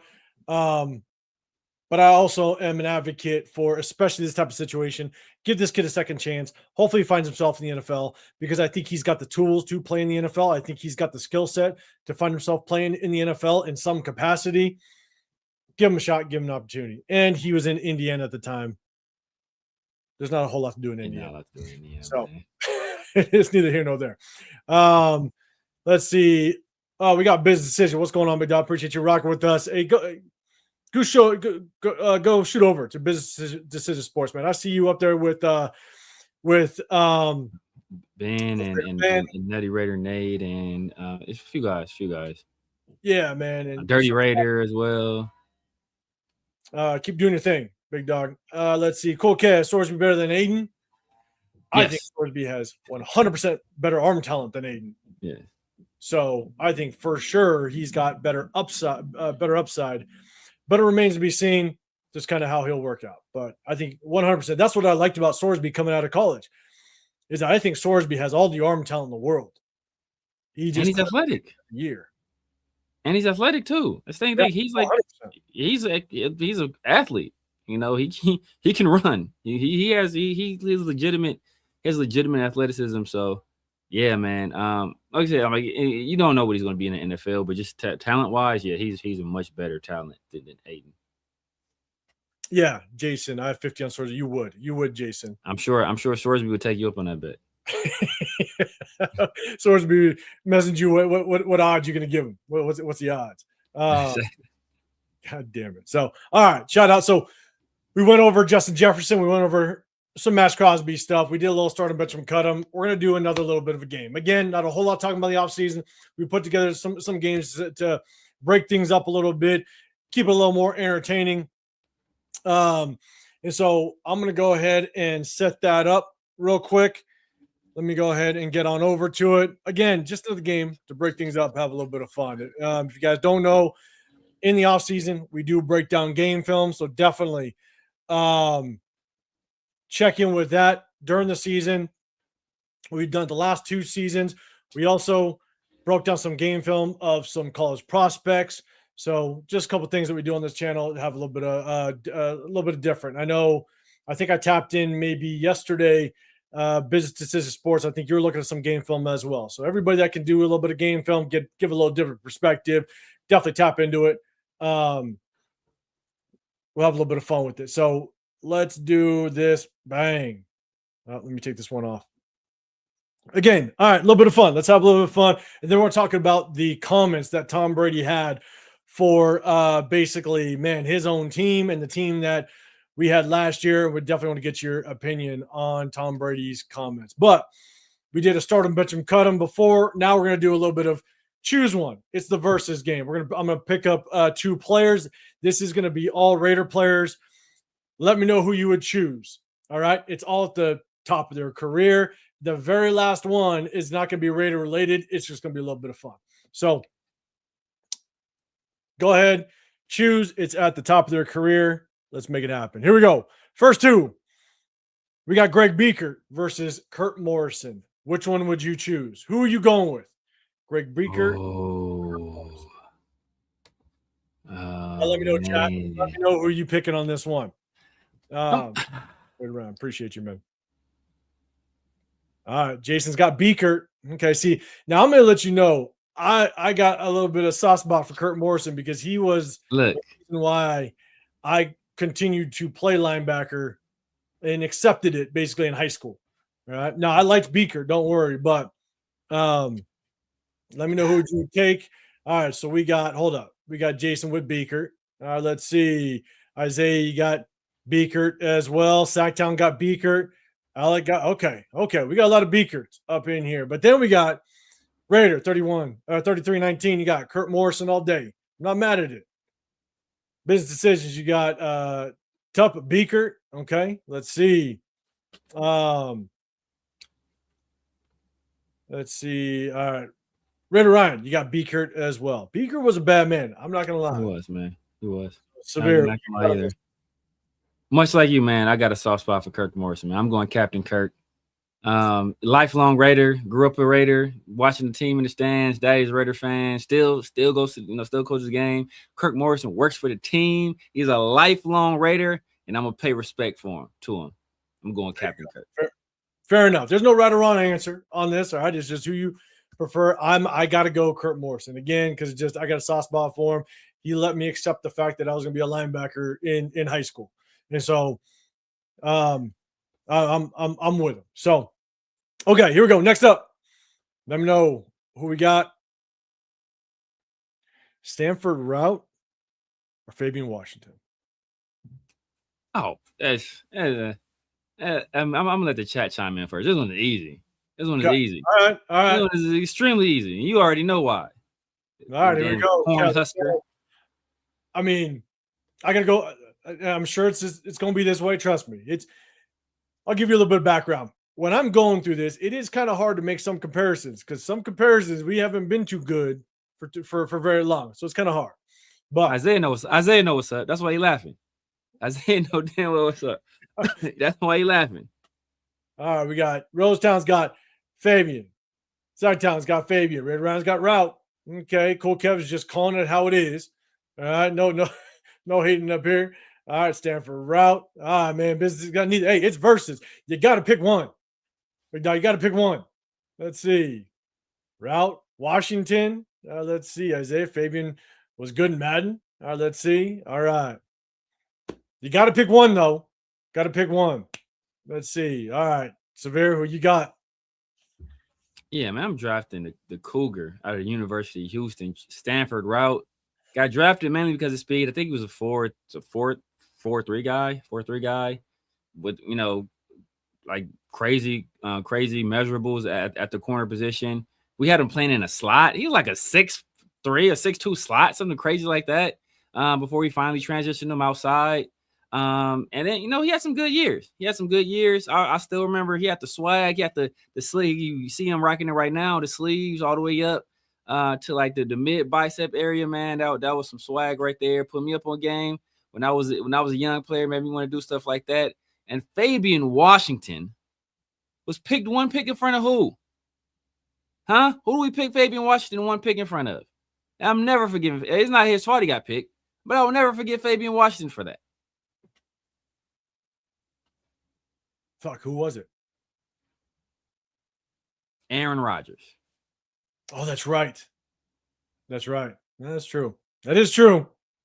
That is true. All right, I'm gonna go Stanford Route as well. Oh, and one of the reasons why is because again, it kind of goes like that soft spot, right? Like Stanford Route was never looked at as like that true number one, like just lockdown corner. But I always watched him going, man, like this is a damn good corner. I just don't think he got as much respect. No, and think about it like this: Stanford Route got all the targets. He played opposite of Namdi. He get work all day. He get nothing but throws in his direction. Teams would just shut off the other side of the field. We're not throwing anything toward Nnamdi Asomugha. We're throwing everything toward Stanford Route. If Stanford Route had his own, was he like an all-pro corner? No, but he held his own under a bevy of, like I said, a bevy of targets. 100%. That's why, like, I always had kind of a soft spot for him because I don't think he ever got the respect that he deserved out there because he was always looked at as the other corner for the most part. You know what I'm saying? And so it's like, and he held it down. Like, I mean, he held his own. Without question. So, all right, let's go next one. Carson Palmer. All right, or Jason Campbell. Which one would you take versus Carson Palmer, Jason Campbell? And this is strictly Raiders. Strictly the Raider team. Raiders. Yeah, this is strictly their career with the Raiders, not where they went off and did anything. This is strictly career with the Raiders. Who would you take? And this is why I wanted Chris with us because I think this is going to be interesting. Because Chris has a fire interview with Jason Campbell. But who would you take? Yeah, see the chat. Of course. Oh man, chat. I gotta go with Jason Campbell. All right, Raider 33-19. You got Carson Palmer. Sacktown, you got Campbell. All right, TK, you got Jason Campbell. Business decisions, you got Palmer. Okay. What up, Rafa? What's going on, big dog? Appreciate you popping up in here, man. Guys, go check out Rafa's channel, man. Rafa, I've been tapping in when you do like the UFC stuff, man. Shout out to you. Let people know if you're doing World Cup stuff though as well, man. Shout out to yeah, man. Shout out to you, yeah, man. And prayers to you. I mean, I know. I think you're Venezuelan, man. I know there's that crazy earthquake in Venezuela, man. So if you hopefully you didn't have any loved ones affected. If you did, man, prayers to you and the family. 100%. Shout out to you, Rafa, man. All right, cool. Kev, you got Carson. Rosetown cheating like crazy. Get out of here, Rosetown. God damn it. Got another Jeff in here. Cool, Kev. Yeah, Campbell got hurt. You're right. Business, man. Yeah, Palmer did throw for 4K. He did. So I don't hate you for going with him without question. Yeah, Jason Campbell. When he is a Jason, that makes sense. Jason. 2, he's a team player. 3, he had a team winning. Carson took over and pissed it off. We were in a pretty good trajectory with Jason Campbell. We were, and then he got hurt. So I'll go first this time. I'm taking Jason Campbell. I'm only taking him, one, because again, I think with him, Hugh Jackson, he was on a trajectory. And shout out to Chris, Protect Show Podcast, with that interview and him basically saying that he just felt like he got screwed when he got hurt, and all of a sudden Carson Palmer came in. That is probably one of the biggest examples of the NFL being a business. It's a business. You know what I'm saying? And I think Jason Campbell had the tools to kind of get us in upward trajectory. Shout out, yes. Carson Palmer threw for 4K, had a damn good, season just yards-wise. I think that year, his touchdown to interception ratio wasn't great at all. I think that was a really tough year for him. I forget exactly what the numbers were, but I don't think it was great. But I just think Jason Campbell was, if he didn't get hurt, I think he could have had some success with Hugh Jackson over there. So I'm going to take Jason Campbell just because I want to see what he could continue to do. But I don't hate the ones that'll take Carson Palmer. Severe, what's your thoughts? Yeah, man, I'm going Jason Campbell. First of all, because I'm from LA and live in LA now, and Carson Palmer went to USC, and I hate USC. Hate everything about USC. So that's one reason to pick against Carson Palmer. Then we gave up 2 first-round picks for him. So that's another reason to pick against him, because Jason Campbell, we got him for basically nothing. Right? He's a free agent. We signed him as a free agent. So, and like you said, man, Jason Campbell, he had us rolling. I know he took a fair amount of criticism, but he was a consummate team player when he was here, man. Stand-up guy. I know he hurt himself. I want to say diving for a first down in the game, and messed his shoulder up, and and that was all she wrote. But had Jason Campbell stayed healthy that year, I think we were on a way to doing something really, really special. And we didn't lose because of Carson Palmer. Because even in the last game of the season, when we played the Chargers, and it was to get into the playoffs or go home, I want to say he threw for like damn near 400 yards that game, and we still lost to a team that was basically like a lame duck team at that point, because they were going to fire their coach. So you can't put it on Carson Palmer, but I think it was with Jason Campbell, like I said, he had us rolling. Darren McFadden was rolling. Michael Bush was playing well. Marcel Reese was doing it was all rolling. So. And I have very fond memories of that time, especially when we put up like 50-something on Denver. So, and that Jaguars game too. Darren McFadden went crazy in that game too, with Jason Campbell at the helm. So I'm rolling with Jason Campbell, man. Mr. Soul Glow himself. Yeah. Hey, no, it's just a game. No right or wrong answers. We're having a little fun. All right, let's go next one. Here we go. All right. We got Seth Roberts versus Denarius Moore. Denarius Moore. Seth Roberts versus Denarius Moore. Who would you take? I think kind of two different, but yet kind of similar receivers. Obviously Denarius Moore was all about just the speed that he brought to the table. Goddamn Tennessee receivers. But the speed that he brought to the table, you know what I'm saying? But Seth Roberts, I mean, the amount of times that you'd find him, I mean, I remember we were playing, I think it was the Jacksonville Jaguars. Was it Jackson? No, I think it was the Ravens. We were playing the Ravens at home in Oakland, and Seth Roberts kind of he won the game winner, quick little slant down inside the 10-yard line to kind of put us up. It was the game winner with like a minute something left. You know, so he had the Tampa Bay game winner too, and I want to say in overtime. Yep, Tampa Bay game as well, and so, but Seth Roberts was kind of a reliable receiver a little bit for Derek Carr at times, right? Yeah. Early Derek Carr days, Denarius Moore just had, man, he had the speed, he had the flashiness. Like, he was an exciting player that you knew, man, if you could use him right, something could pop off. And so we'll get into it in just a second. Let's you got Jason, you got Moore. All right. Let's see. Isaiah, you got to choose, goddammit. Yeah, it's tough, man. This is a tough one. It's a tough one. Sacktown, you got Moore. Isaiah, Seth Roberts was so randomly clutch. He kind of was. I'm with you. Raider 33, you got Seth Roberts. Okay. TK, you got Seth Roberts as well. Business, you're saying you can't lie like Campbell. Yeah. Yeah, Campbell's, yeah. Can't hate Campbell, man. Wish he never got hurt. Let's see. Isaiah, I was a big Moore fan. Okay. Man, we got John in the building. What's happening, big dog? Seth Roberts, easy. Okay.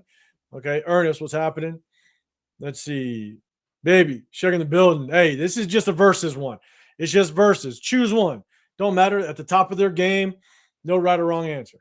No, he thought it was Devontae. No, that's Denarius Moore. That was right in the thick of your Raider fandom, Coach. That's probably right when you got started. Yeah, man, I'm going Denarius Moore, man. I thought Denarius Moore was going to be like the next guy for us. Man, like he had so much potential.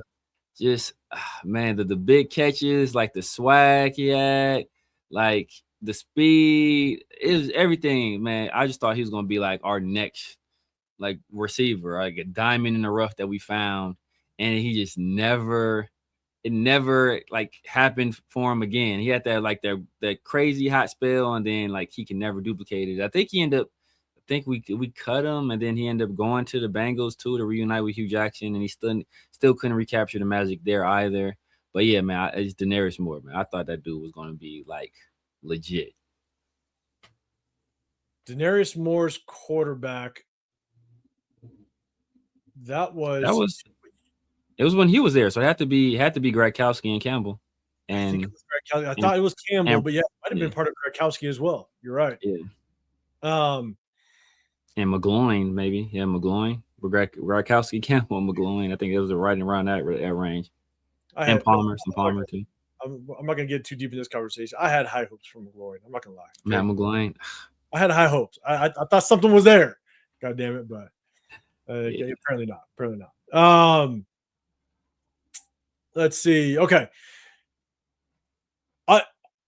I think I'm going Seth Roberts, and I'm only going Seth Roberts just because of the reliability. It felt like he was just more reliable. That was it. Like, to your point, Denarius Moore, like he just never hit what you thought he could be. There was flashes. You'd have like a game here and there, but he just never hit consistently what you thought he could be. And you're like, damn it. And he had just the makings of it. When you watched him on film, when you watch the games, you're sitting there going like, damn it, like this guy's got to be good. There's something that's there that he's just got to be good. And it just never hit consistently. So yeah, like this. But it's like this. If you say you don't know anything about these players, know anything about either one of them, just based off these pictures, I'm taking Denarius Moore. Exactly. Like you just watch Denarius just move on the field. You just sit there and go, God damn it, this guy, he's got to be right. He's got to be right. It just never worked out, And look, there's so many things that kind of play into it, whether it's coaching, whether it's quarterback play, whatever it may be. But damn, I wish you could have hit just a little more consistency. But I'm gonna go Seth Roberts. Remember, no right or wrong answer. A little bit of game. We're having a little bit of fun. Right after this, we got two more. Right after this, we're gonna talk about Tom Brady's comments about the team. So we're gonna get those guys out of here. Let's see what this one brings apart. I want to see what people talk about this one. Josh Jacobs versus Charlie Gardner. Oh. Which one are you taking? Oh. Josh Jacobs versus Charlie Gardner. Chat, which one you got? Because I'm not going to lie. I even had a hard time. I put this one up here because I'm sitting there going like, Josh Jacobs was a bad man. Yeah. Charlie Gardner was probably the most versatile running back we've had. He was so nice. Oh my God, he was so nice. And so I'm just chat. Let's see. Baby Sugar, you got Charlie all day. Side-Town, you got Charlie Gardner all day. Let's see. Hummer. Hey, what up, big dog? You got more with the speed. All right. Hey, he did. Let's see. Anybody else? Gardner ran us to the Super Bowl. He did. You could use him a lot of different ways. It was a really good offense he was on, but definitely versatile. Ernest, you got Gardner as well. Baby Shake Charlie was a dog and more reliable. He was more reliable. Isaiah, gotta go with Jacobs. All right, we got a Jacobs. All right, Severe, what you going with? What you got? Yeah, it's tough, man. So we say Gardner ran us to a Super Bowl, but people forget, man, the year everything happened and the season came crashing down. It wasn't Carr who led us to the playoffs down the stretch of that season. That was Josh Jacobs down the stretch of that year that led us into the playoffs and gave us that playoff berth. It's his production over those last like 4 or 5 games that really solidified our playoff spot. But we won with Charlie Gardner, man. I got to go with Charlie Gardner. That dude, it's very few players that you ever seen move like Charlie Gardner can move. The dude was fast. He would shake you out your shoes. He was an excellent pass catcher. He damn near went for 1,000 and 1,000 in one season. I think he went for 1,000, like 800 and another 800 yards receiving. Like to have that kind of versatility as a running back, especially back then when they weren't really throwing the running backs like that, that's rare. And like I said, man, we were in the Super Bowl in large part because of Charlie Gardner, man. So even though he played for the 49ers, we'll give him a pass for that. I'm going Charlie Gardner. Going Charlie Gardner? Yeah. I had a really tough time with this one because Charlie Gardner, again, like I said, probably the most versatile running back one of the most versatile running backs that we've had. But to me, like Josh Jacobs, even his ability to make the first man miss was just nasty. You know, anytime Josh Jacobs had a linebacker safety corner off the edge, one-on-one, you knew 8 times out of 10 he's shaking him. He just had that nasty kind of like dip out, then dip back in. But you catch the ball in the backfield. You could have used him exactly how you used Charlie Gardner, Josh Jacobs, in my opinion. I just don't know if we used him like that as much. So, but I do think I still got to go Charlie Gardner. Just because his versatility showed on film. And yeah, I mean, we won. So I might have to go Charlie Gardner, but it's close. It's close as all hell. So, okay. This is the last one. Appreciate everybody popping in, kind of giving their takes again. No right or wrong answer. And this one is definitely not a right or wrong answer. All right. Oh, now he's in the building. Good. See, Jeff, we already did the starting bench from cutting. You didn't have a chance to cheat. Missed it. We already got. I only got one more kind of versus. Choose one. You can only cheat on this last one. But this one is only. This one is not Raider related. There's no right or wrong answer. But I'm going to preface it. You ready for this? Here it is. You got to choose one, and one comes without the other. Would you choose multiple Super Bowl wins as a starter, or no Super Bowl wins, but you have a Hall of Fame career? So you're a starting player where you won multiple Super Bowls, or I'm about to see how fake people are. Super Bowls. We're about to see how fake. We're about to see how fake. Let's see how fake people are. Look, dog. Just curious. Look, it's fake. Look at this fakeness. It's fakeness. It's fake. Trophies. Oh, you're fake. You're lying to yourselves, man. You're lying to yourselves. Let's see. Isaiah said, "Man, that I'm getting my Hall of Fame jacket." Yeah, bro. Look, bro. Isaiah, look. Come on, bro. Come on, man. Don't even lie to yourself. Like you can't name half of these other players starting for these other teams. Like who is this? You can't name like the starting wide receivers for the Broncos when they won the Super Bowl. You don't know those guys. The starting who's the starting wide receiver for the Broncos when they win the Super Bowl? You don't know. You know, like I'm taking Hall of Fame. Know why I'm taking Hall of Fame? Because that means money. I can make all kinds of money. Everybody knows me.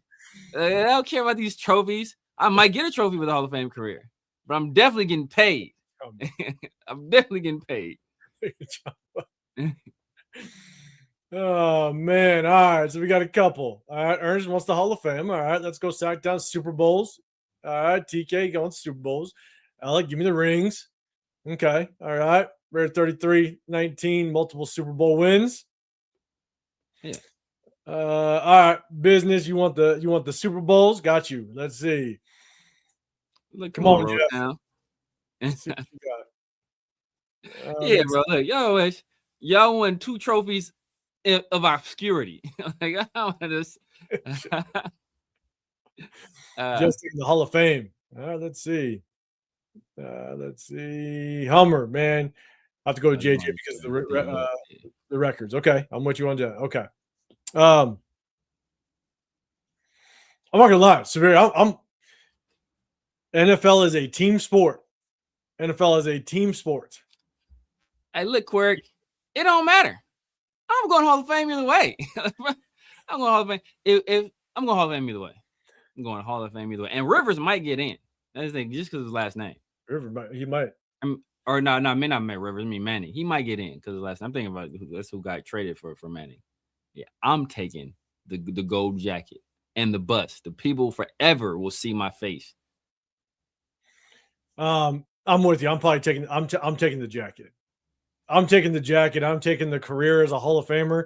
Severe, not only because, to your point, not only because of the money, it brings money without question. But you again, NFL football, it's a team sport. I'm with you, but that just means your accolades will be respected for the rest of your life and then afterwards. So forever, you get lifetime access to basically whatever stadium you want to, goddamn near any stadium you played for, what have you. You can come back. Look at you look at some of these Raider Hall of Famers that never won a Super Bowl. Right? They're going to be able to. They're invited back to every single Raider game if they want to. They step in that building, they're instantly respected. So, again, I get it. That's just me. I know it's an individual or it's a team game. I'm with you, but at the same time, I'll take that jacket all day long. I'll take that jacket. I'll be able to buy all the jewelry I want with all the money I made during my Hall of Fame career. And when you go broke and have to pawn those Super Bowl rings, I'll be right there to buy them off you, big dog. Right there to buy them off you. Let's see. I'm the MVP of one of those Super Bowls. All right, hey, absolutely. Get that MVP trophy. Get multiple. It'll look good on that mantle. Right. All right, Jeff, get out of here. Appreciate you, big dog. Guys, make sure you guys go over to Jeff's channel. Hit him up. He always goes live. Also, if you know anybody that's a fan of another team, Jeff does a show on Friday for all the teams, all across the NFL. Definitely hit him up. All right. Okay, cool. That's it. Let me bring that back up. Let me know if you guys like that one. Again, just to break it up, something we do in the off season. There's not always stuff to talk about, but we also want to have a little bit of fun as well. And so I'm going to bring this down real quick. We're going to set it up. We are going to talk about Tom Brady. Okay, Tom Brady. He had some words as it relates to just the performance of last year's team and what he thinks it's going to take to possibly, find success this year and the remaining years that he's going to be a part of this organization. So definitely want to get you guys' take on it. I know a lot of people are talking about it, so I'm going to go ahead and share the screen. I'm going to hit play real quick. Let me know if you guys can hear it. Just give me a thumbs up. Let me know if you guys can hear it. Then I'll rewind it. We can all hear it. I would expect a lot of improvement. Right? All right. Can you guys hear that? Just give me a thumbs up right quick. Yeah, it's doubled up. You can hear. I can hear, but it's doubled up. Is it doubled up? Yeah. I don't know if it is for them, though. It might not be for the chat. Yeah, it might not be for the chat. Let us know, is it doubled up? I'll do it again. I would expect a lot of improvement from where it's been. Last year, it's Is that still doubled up? Severe, is that still doubled up or is it good? It's still doubled up on my end, but I don't know if it is for them though. Now they're saying it's good, so yeah, we was right. Oh, it is. Oh, okay. I don't know why. That's weird. Okay. He says doubled up what they can hear. So it's like Terminator. When T-1000 was transforming. All right, I'm gonna play it through, then we're gonna talk about it on the other side. All right, let's get into it. I would expect a lot of improvement from where it's been. I mean, last year we just underperformed in every area, and it's everybody's fault. That's the reality. There's nobody who did a good job.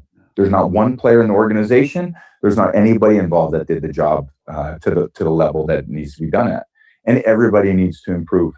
And it starts with me, and it filters down to the rest of the players on the field, and they got to go out there and ultimately they got to perform at a high level. And I would expect daily improvement, and I'd expect hourly improvement. Yes. I really would. Every day that goes by, when you're on a good team, every day and every week goes by, you should be better. Like a good team should be better at the end of the season than the beginning of the season, or you're not a good team. Right. If you have more time together and more practice and you're getting worse, something's wrong. If you have more time, more practice, you should be getting better. All right.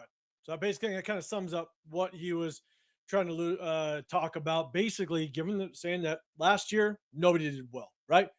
Look, at the end of the day, you know, we're last place. We were picking first overall in the draft, and we earned that. So we were basically a shitty team, and so I think one thing that we need to kind of take into consideration is that it's coming from a guy that is the best at what he did. As of right now, he's the best quarterback to really ever play. And I don't know how many people can really argue that as a whole.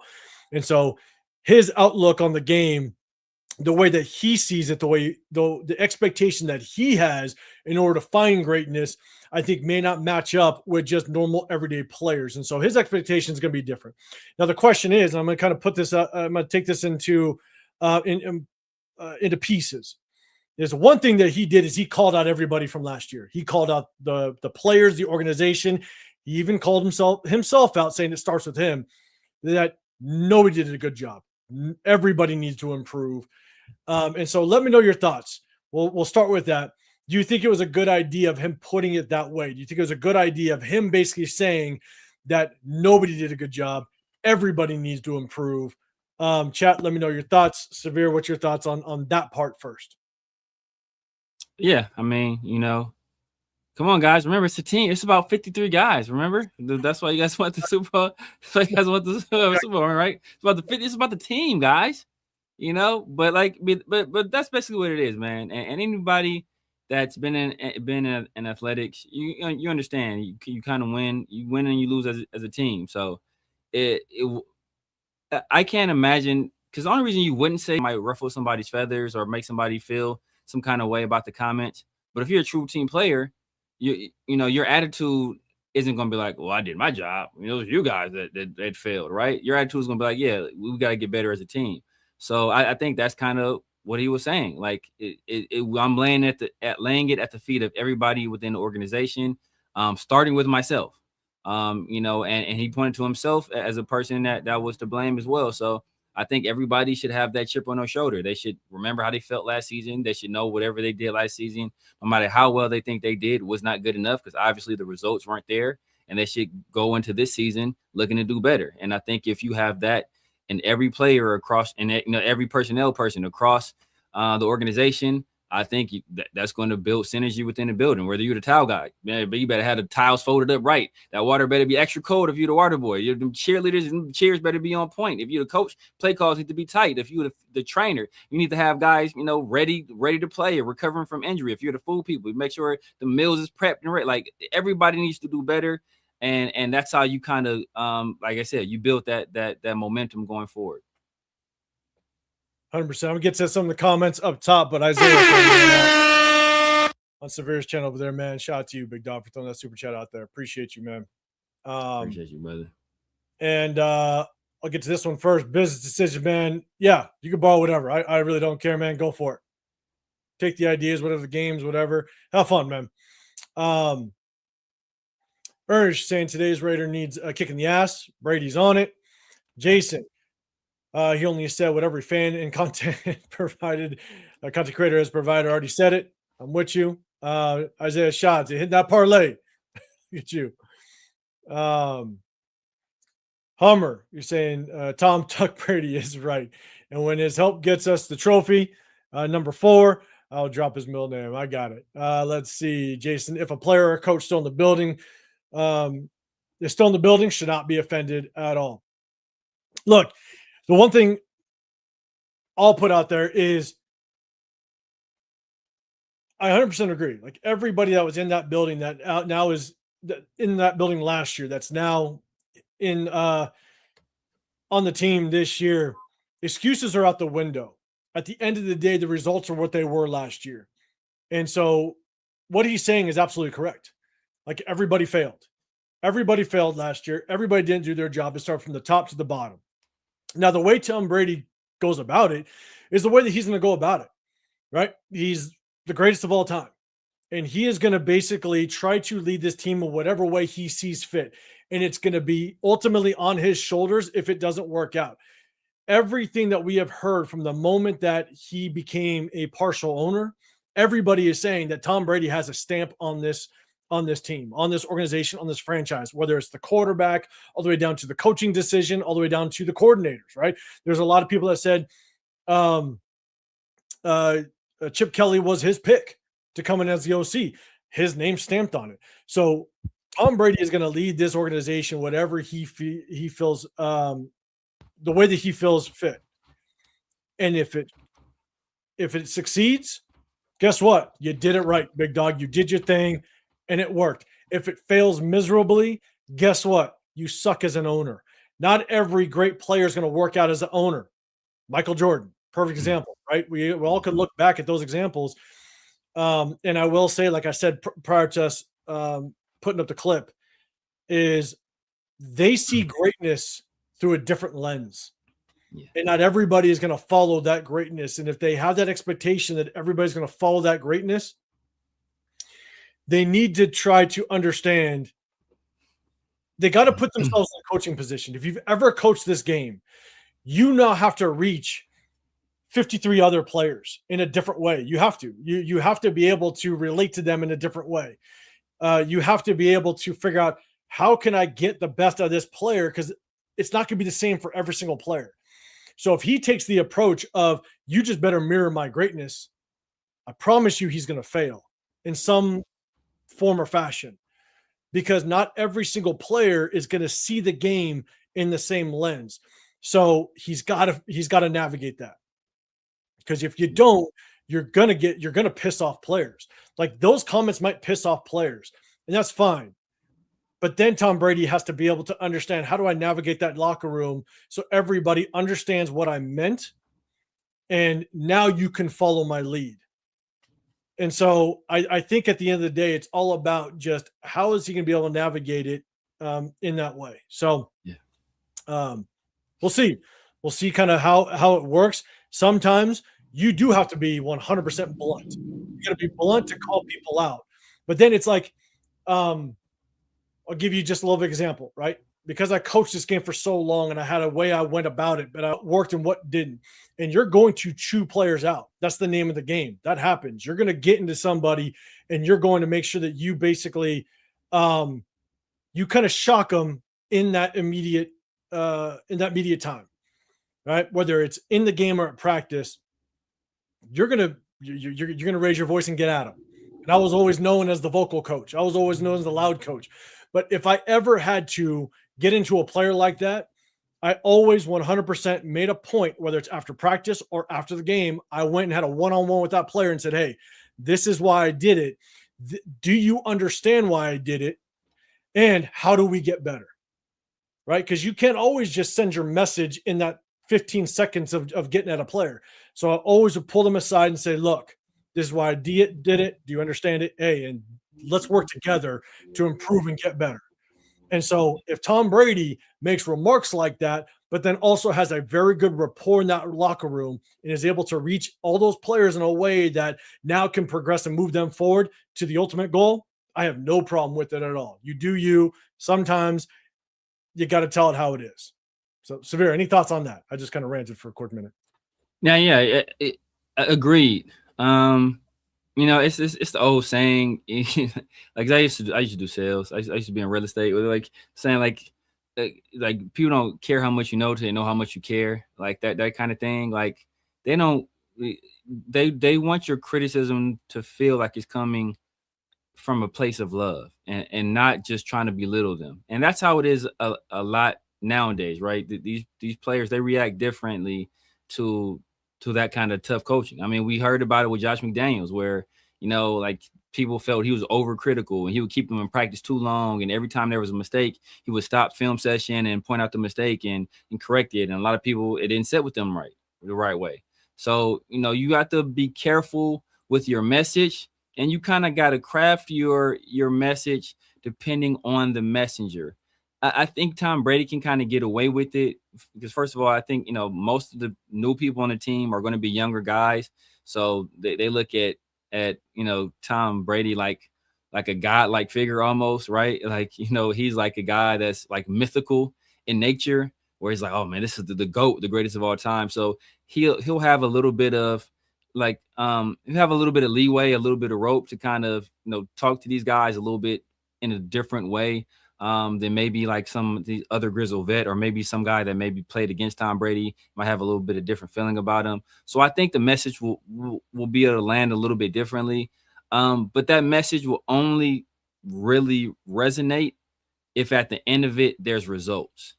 And that's why I think the Josh McDaniels thing didn't work, where, you know, like if we're doing all this extra film study and we're doing all this, spending this extra time in practice and all this, we're doing all these corrections and we start to see results, then I think people will be okay with it. But if you're doing all of that and you're still losing, or you never able to right the ship and get the thing turned around, then people will eventually start to tune you out, and then they turn against you, and then you're out of a job, or, you know, you kind of just lose your standing in the organization. So he kind of has to be careful. But right now, you know, he's still Tom Brady to go. So I think, you know, the message, I still think he has room to be able to be harsh with his words. Yeah, I'm with you. What a rundown was happening, man. Appreciate you rocking with us. Isaiah, the younger generation is different. It is. It is. I was gonna say something, but I'm not doing that. I'm not doing it. Ernest needs to be at training camp in July to pass that message on. So I'm going to come back to that. I'm going to come back to it because that actually kind of gets into my next question. So rundown. I honestly don't mind the hard coaching. We've been asked. Yes. And it's also, it's like, that's the hard part. Like, it's not even hard coaching. It's like, it's just a hard evaluation, because how often is he actually out there to kind of review what's going on? How many times is he in the building? That's going to be the next. That's going to be the next. Coaching away hard, man. Come on now. Clean that coaching away. Stop it. Stop it. Damn it. Biz, you're saying you can't approach all players. You can't approach all players the same, but it does need to be said. I 100% agree. Run down. But seeing how some of these players reacted to McDonald's, we probably got some players crying. Exactly. That's what I'm saying, bro. Exactly. This is exactly the kind of stuff where, because you think, like, as much as we don't like Devontae was cool with it, with Josh McDaniels coaching. Josh Jacobs was cool with how he coached. Maxx was cool with how he coached. Like, those are basically the three best players on the team, because those guys, you know, they're cut. The guys that won it are cut from a different cloth. And, you know, feel how you want to feel about those guys personally. They're all guys that won it. That want to be great players. So, you know, like, when you want it like that, you react to that stuff differently. You take it as a personal challenge. It's an affront. Like, oh, you challenging me? Well, I am. Okay, I'm about to show you. Like, these other guys are like, oh, he's mean to me. Like, I'm gonna tell the teacher. Linda, yeah, players are too soft nowadays. Hug it up, Buttercup. They are, you know, and I think it's just this day and age. Unfortunately, I think you can definitely. Here's what made it a little difficult is I do think that a lot of these players ultimately end up coming into the league with a lot more privilege than they had, you know, back in the day with, you know, NIL, and now they're coming in basically going, hey, you know, I got all these accolades and money. With those accolades, I was able to gain a shit ton of money. And so they don't come in with the grind that we saw, you know, 5-10 years ago, because you had to earn that money for the most part. And now they're already coming in as millionaires, and so it definitely is going to play a role and play an effect. So we'll kind of see how, they're coming in as millionaires. Some of them was coming as millionaires before, not as many. Some of them was coming as millionaires before. So let's do this. Ernest, you go, and this is going to kind of be my follow-up question. He needs to be at training camp in July to pass that message on. So that's my one question, right? Is, Tom Brady is now going to be looked at as being one of the leaders as it relates to the future and the success, whether it's success where we actually get to where we want to be or it fails. Right. Tom Brady's name is going to be stamped on this. And now he still has that broadcasting situation going on. So it remains to be seen just how often he is going to be available in the locker room. And for him to make those comments, you would think that he's got to be there on a consistent basis to really evaluate and see what is truly going on. And given the fact that he had his name stamped on Chip Kelly, he had his name stamped on going after Ben Johnson, and that failed miserably. Yeah. The rumors of him going after Matthew Stafford, and that failed miserably, right? Him going after that 6th-round quarterback last year that never even made the team. Cam Miller. You know what I'm saying? And so his name has been stamped on some things that really haven't worked out. And for you to go in and say it's a failure, well, guess what? You got your name on some things, big dog. So I think at the end of the day, if he isn't there to be able to truly evaluate and see what's going on, and he's come out and said he said comments that, well, I'm going to be a mentor for Fernando Mendoza. Well, in what capacity? What, at a phone call between your Fox News briefings, your Fox Sports briefings and stuff like that? Like, in what capacity are you going to be a mentor for Fernando Mendoza? Because at the end of the day, the way you win games is through the preparation throughout the week. And if you're not there to help Fernando Mendoza prep, and even all these other quarterbacks in the room, because if we have a shitty season, if we all of a sudden only win 3 games next season, well, guess what? Your name is still stamped on Kirk Cousins being in the building as well. And so if you're not there to even help out Kirk Cousins in some capacity, this failure is also on your shoulders. And if you're not there, then a lot's going to be pointed your way, and whether or not he's going to look at it that way, I don't know. So, Chad, let me know what your thoughts are. Should Tom Brady be more involved in the organization if he is going to have such a big say as to what goes on, what happens, what coaches are brought in, what players are drafted? Do you think he needs to be in the building more and maybe cut that Fox Sports gig? Let me know in the comment section. Severe, what's your thoughts on that? I mean, to some extent, you would want him to be. I mean, it depends on how hands-on do you really want him to be. I mean, obviously, you want your GM to be the guy that kind of is the point man for it. Tom is kind of like the pseudo president of football operations, so you would hope that he'll be more involved. But they're like right now it's the off season. I mean, there's 24 hours in a day. Like he has plenty of time to be able to do what needs to be done. Like, is he going to be the guy down there coaching? And like, that's not really his role, right? Like Jeff Bezos ain't packing no boxes at Amazon, right? He ain't, that's not his role.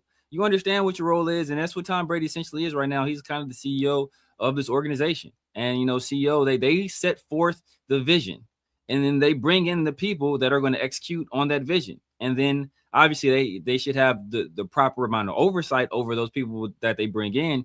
So however much time he needs to spend in the building to have the requisite oversight, I think he needs to spend that amount of time in the building, or at least have spend the time on the team. Maybe he doesn't necessarily even have to be in the building, but be able to monitor, okay, what are these guys doing on a day-to-day basis? Are their RTs crossed? Are I's dotted? Like, are they doing the proper evaluations? Are they setting forth the proper game plan? Like, do they have a vision? Do they have a week plan? Do they understand what we're going to do growing in this training camp? Or how we're going to execute on preseason? Like, is all this stuff, being put together already? He should have some input into that and some oversight over that as well. How much he needs to be in the building, I mean, I think that kind of remains to be seen. But I definitely do want him more involved, especially with Fernando. Yeah, and Isaiah's saying I just want him to work with Fernando. That's about it. Cool, Kev. Mark wants Brady to run it. Brady just wants to double dip. We'll see how it works out. Pigs, what's going on, man? Yeah, again, shout out to Pigs and Turf, man. Definitely go check out their lives on Tuesdays, man. You guys do a good job, big dog. You said Brady's supposed to have his finger on the pulse. He does, and ultimately at the end of the day, the way that everything worked out, if the next 3 to 5 years do not result in, I want to say Super Bowl, but at a very minimum, a deep run into the playoffs consistently, and we turn this organization around and we start identifying ourselves as winners and not what we've been for the last 25 plus years. Like once we can find some consistency and we now can establish ourselves at least as competitors and winners in the National Football League on a consistent basis, if it doesn't turn into that, then we brought in Tom Brady for that. We had so many shitty years as it relates to Josh McDaniels and Antonio Pierce, and obviously you go look at the Rich Bisaccia days and just what happened with John Gruden. Then all of a sudden we got this thing, and just coincidentally, Tom Brady comes in the building. It's like this almost looked like a fresh start. This almost looked like this is what was going to lead up to the turnaround of this organization. And if the next 3 to 5 years does not look like that, and we are not consistently winning, then Tom Brady, you failed. You failed miserably. And if we look back and go, oh, but he was also doing Fox Sports throughout the season, well, then look, that's another Patriot way that just absolutely screwed us over.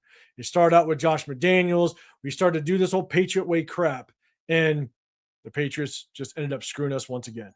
So I want him in the building. If you're going to have this much say, if you're going to have this much influence on what happens, then get your ass in the building. That's because I don't want any excuses. That's my biggest thing. I want no excuses because we have been bad for so damn long, and this fan base literally wants this thing to work out so badly. I know I was on the trade back of Fernando Mendoza just because of what we saw in his game film and everything else. Severe, I know you were okay with trading back as well and stockpiling draft picks for the future. But we got Fernando Mendoza, so I wanted to work out. I want him to have every resource possible to become that franchise quarterback. And if it doesn't work out, then guess what? Tom Brady, your name's written all over it. You failed miserably. Get your ass out of here, and I'll be a pissed off Raider fan for much longer. I'm raising kids as Raider fans. God damn it! I need no more excuses to have to bribe them with candy. God damn it! It's just one of those things. If you know, you know. So exactly. Cool. All right, man. Hey, James Purple, what's going on, man? In the building. My God. And business decisions saying we need him. We need him for mindset, not X's and O's. But look, X's and O's will help. Like if Tom Brady knows how to break down X's and O's. Now I know that's the coaching staff, right? So he's got to walk that fine line of overstepping coaches. Exactly. You can't walk into the building all of a sudden and be like, oh, well, this isn't right. You don't read this coverage this way. Or if this situation, if you get this type of look, this is what you should do. He's got to walk that fine line. Maybe he can work more with Fernando Mendoza on the mechanic side of things, or just the preparation side on just how he preps in the off season. I think he can work that way. But I'm with you. Like mindset's key. But man, because he's got so much influence on this, I don't want the excuse of, well, you were only in the building 50% of the time, so that's why it didn't work out. So, but yeah, X's and O's, it's a fine line how you overstep the coaching and preparation. That'll be a tough one. So, cool. That was kind of it. That's kind of the end of it, man. We talked about Justin Jefferson. We talked about more MAXXCrosby rumors. We talked a little bit about Brendan Sorsby. Just because we talked about in the past. We talked about Tom Brady's comments, and we did our start 'em, bench 'em, cut 'em, and we brought back a little bit of choose one. I guess I'll call it the versus game. And shout to Black with business decision, man. If you want to take them, go ahead, run with it. Do your thing, man. We're only on here to have fun and just kind of give our thoughts about the Raider Nation. So appreciate everybody tapping in with us. Remember, we go live on Wednesdays as we get closer to the preseason, we're going to tap back in and go live on our Sundays, and we break down game film of the preseason games as well as the regular season games on Wednesdays. And so tap it for that as well. So, but before we start seeing people exit, hit that like button, hit that sub button, go over to our guy after this, Chris Tik Show podcast. He's the 1/3 of the Raider War Room. Definitely tap with that. Severe, let everybody know where they can find you and what you got going on for the week. So my guy Pigs, that's why we got Pigs. Brady got to take the blame for not stepping in to break up the Pete Carroll party when it became. Look, that geriatric geritol jamboree should have never started. We should have never been a Pete Carroll party, man. But I digress. But it's failed because Tom Brady first failed to get Ben Johnson, the guy that he cleared the front office and coaching staff to go get. He did. That's where the fail started. And then it turned into Pete Carroll. But yeah, my bad. Go for it. And you guys know what it is, man. It's Severe Raider here on YouTube, Snapchat, TikTok, X, IG, True Social, Kick, Twitch, everywhere. The Severe Raider, man. Holla at your boy. On Wednesdays in the Raider War Room. Wednesdays in the Raider War Room, man. Tuesdays and Thursdays, my guy, Pharaoh NFL, man, the 50-50 show. And Around the Shield. I'm probably gonna bring Mondays back. I'm trying to make that work. Like I said, my son's getting ready for the Junior Olympics, so their practice schedule has been like super rigorous. But once I get that figured out, I'll be bringing Mondays back too. And I'm trying to do something for the members as well, man. I got a few members, man. Make sure I take care of you guys too, man. So I'm that's still in the works. Maybe do a live show where I send all you guys the link and let everybody come up, something like that. So but it's just still in the works. But man, make sure y'all tap in. Hit the like button on both channels. Double tap the screen. If you're watching the video afterwards, make sure you hype the video. And subscribe to both channels, man. 100%, man. We appreciate all the subscribers, the members, the super chats, everything. Just you guys tapping in, because I'll tell you right now, it is the off season, right? And again, like I said, usually we go Wednesdays and Sundays, but with family stuff, I got 3 kids, I got a wife, I got to make sure that I do all my stuff during the off season to give this 110% of my time during the season, because breaking on the game film, it takes a lot of time, but we definitely want to hit you guys with it, just so not only do we have our opinion, but we can back it up with a little bit of game film and showing a body of work and not just a couple examples here and there. That's what we try to do. But again, you can agree, disagree, but definitely we do it live so that we can get that feedback from y'all. But if you guys don't know me, I'm 805 Raider. My channel is Real Talk Raider Nation. I go live in the Raider Room with my guys on Wednesdays and soon to be Sundays when we tap back in with the preseason games. But I'm gonna try to fit in a live at some point. I'm going to do it. I promise. I've been thinking I can do it, and then all of a sudden something pops up, right? And so I'm gonna try to squeeze in a live here and there. Try to jump on, do a one-on-one with you guys, and just chop it up with you guys. But what I'm going to try to do as the season goes on, I'm going to try to do maybe some more member stuff just at the stadium and just try to show a little bit of you guys. I did a members only live at the tailgate last year. That was cool. Some of you guys enjoyed it. So I'll try to do some things now that, since you guys know I'm in the Vegas area. So a little bit local, just easy access to get on over there. So, but shout out to you guys. I see Herman in the building. What's going on, man? Appreciate you tapping in with us. So, again, do us a favor. Double tap the screen, hit the like button, hit the sub button. Appreciate the members, the subscribers, the super chats, and definitely all y'all that tap in with us in the off season. I know not a lot's going on, but you guys are definitely dedicated ones to still pay attention and tap in the off season. So appreciate y'all. We're gonna get out of here. Have a great rest of your week. Also have a very safe 4th of July weekend. All right. Watch out with them fireworks. Man. Don't start no fires in California. Yeah, man. I live in Los Angeles, so you guys know the 4th of, everybody lives in Los Angeles. They know 4th of July started for us like last week, man. And then Mexico won. Oh man, that was already 4th of July. That was already 4th of July. This is gonna be second on Saturday.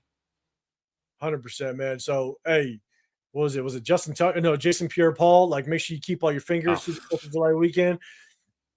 Stay safe. Don't do anything stupid. I want to make sure you tap back in with us next Wednesday. Make sure you're all safe. So hey, enjoy it. Stay safe. Have a great holiday weekend, and we'll see you guys next Wednesday. We appreciate y'all. We're out of here.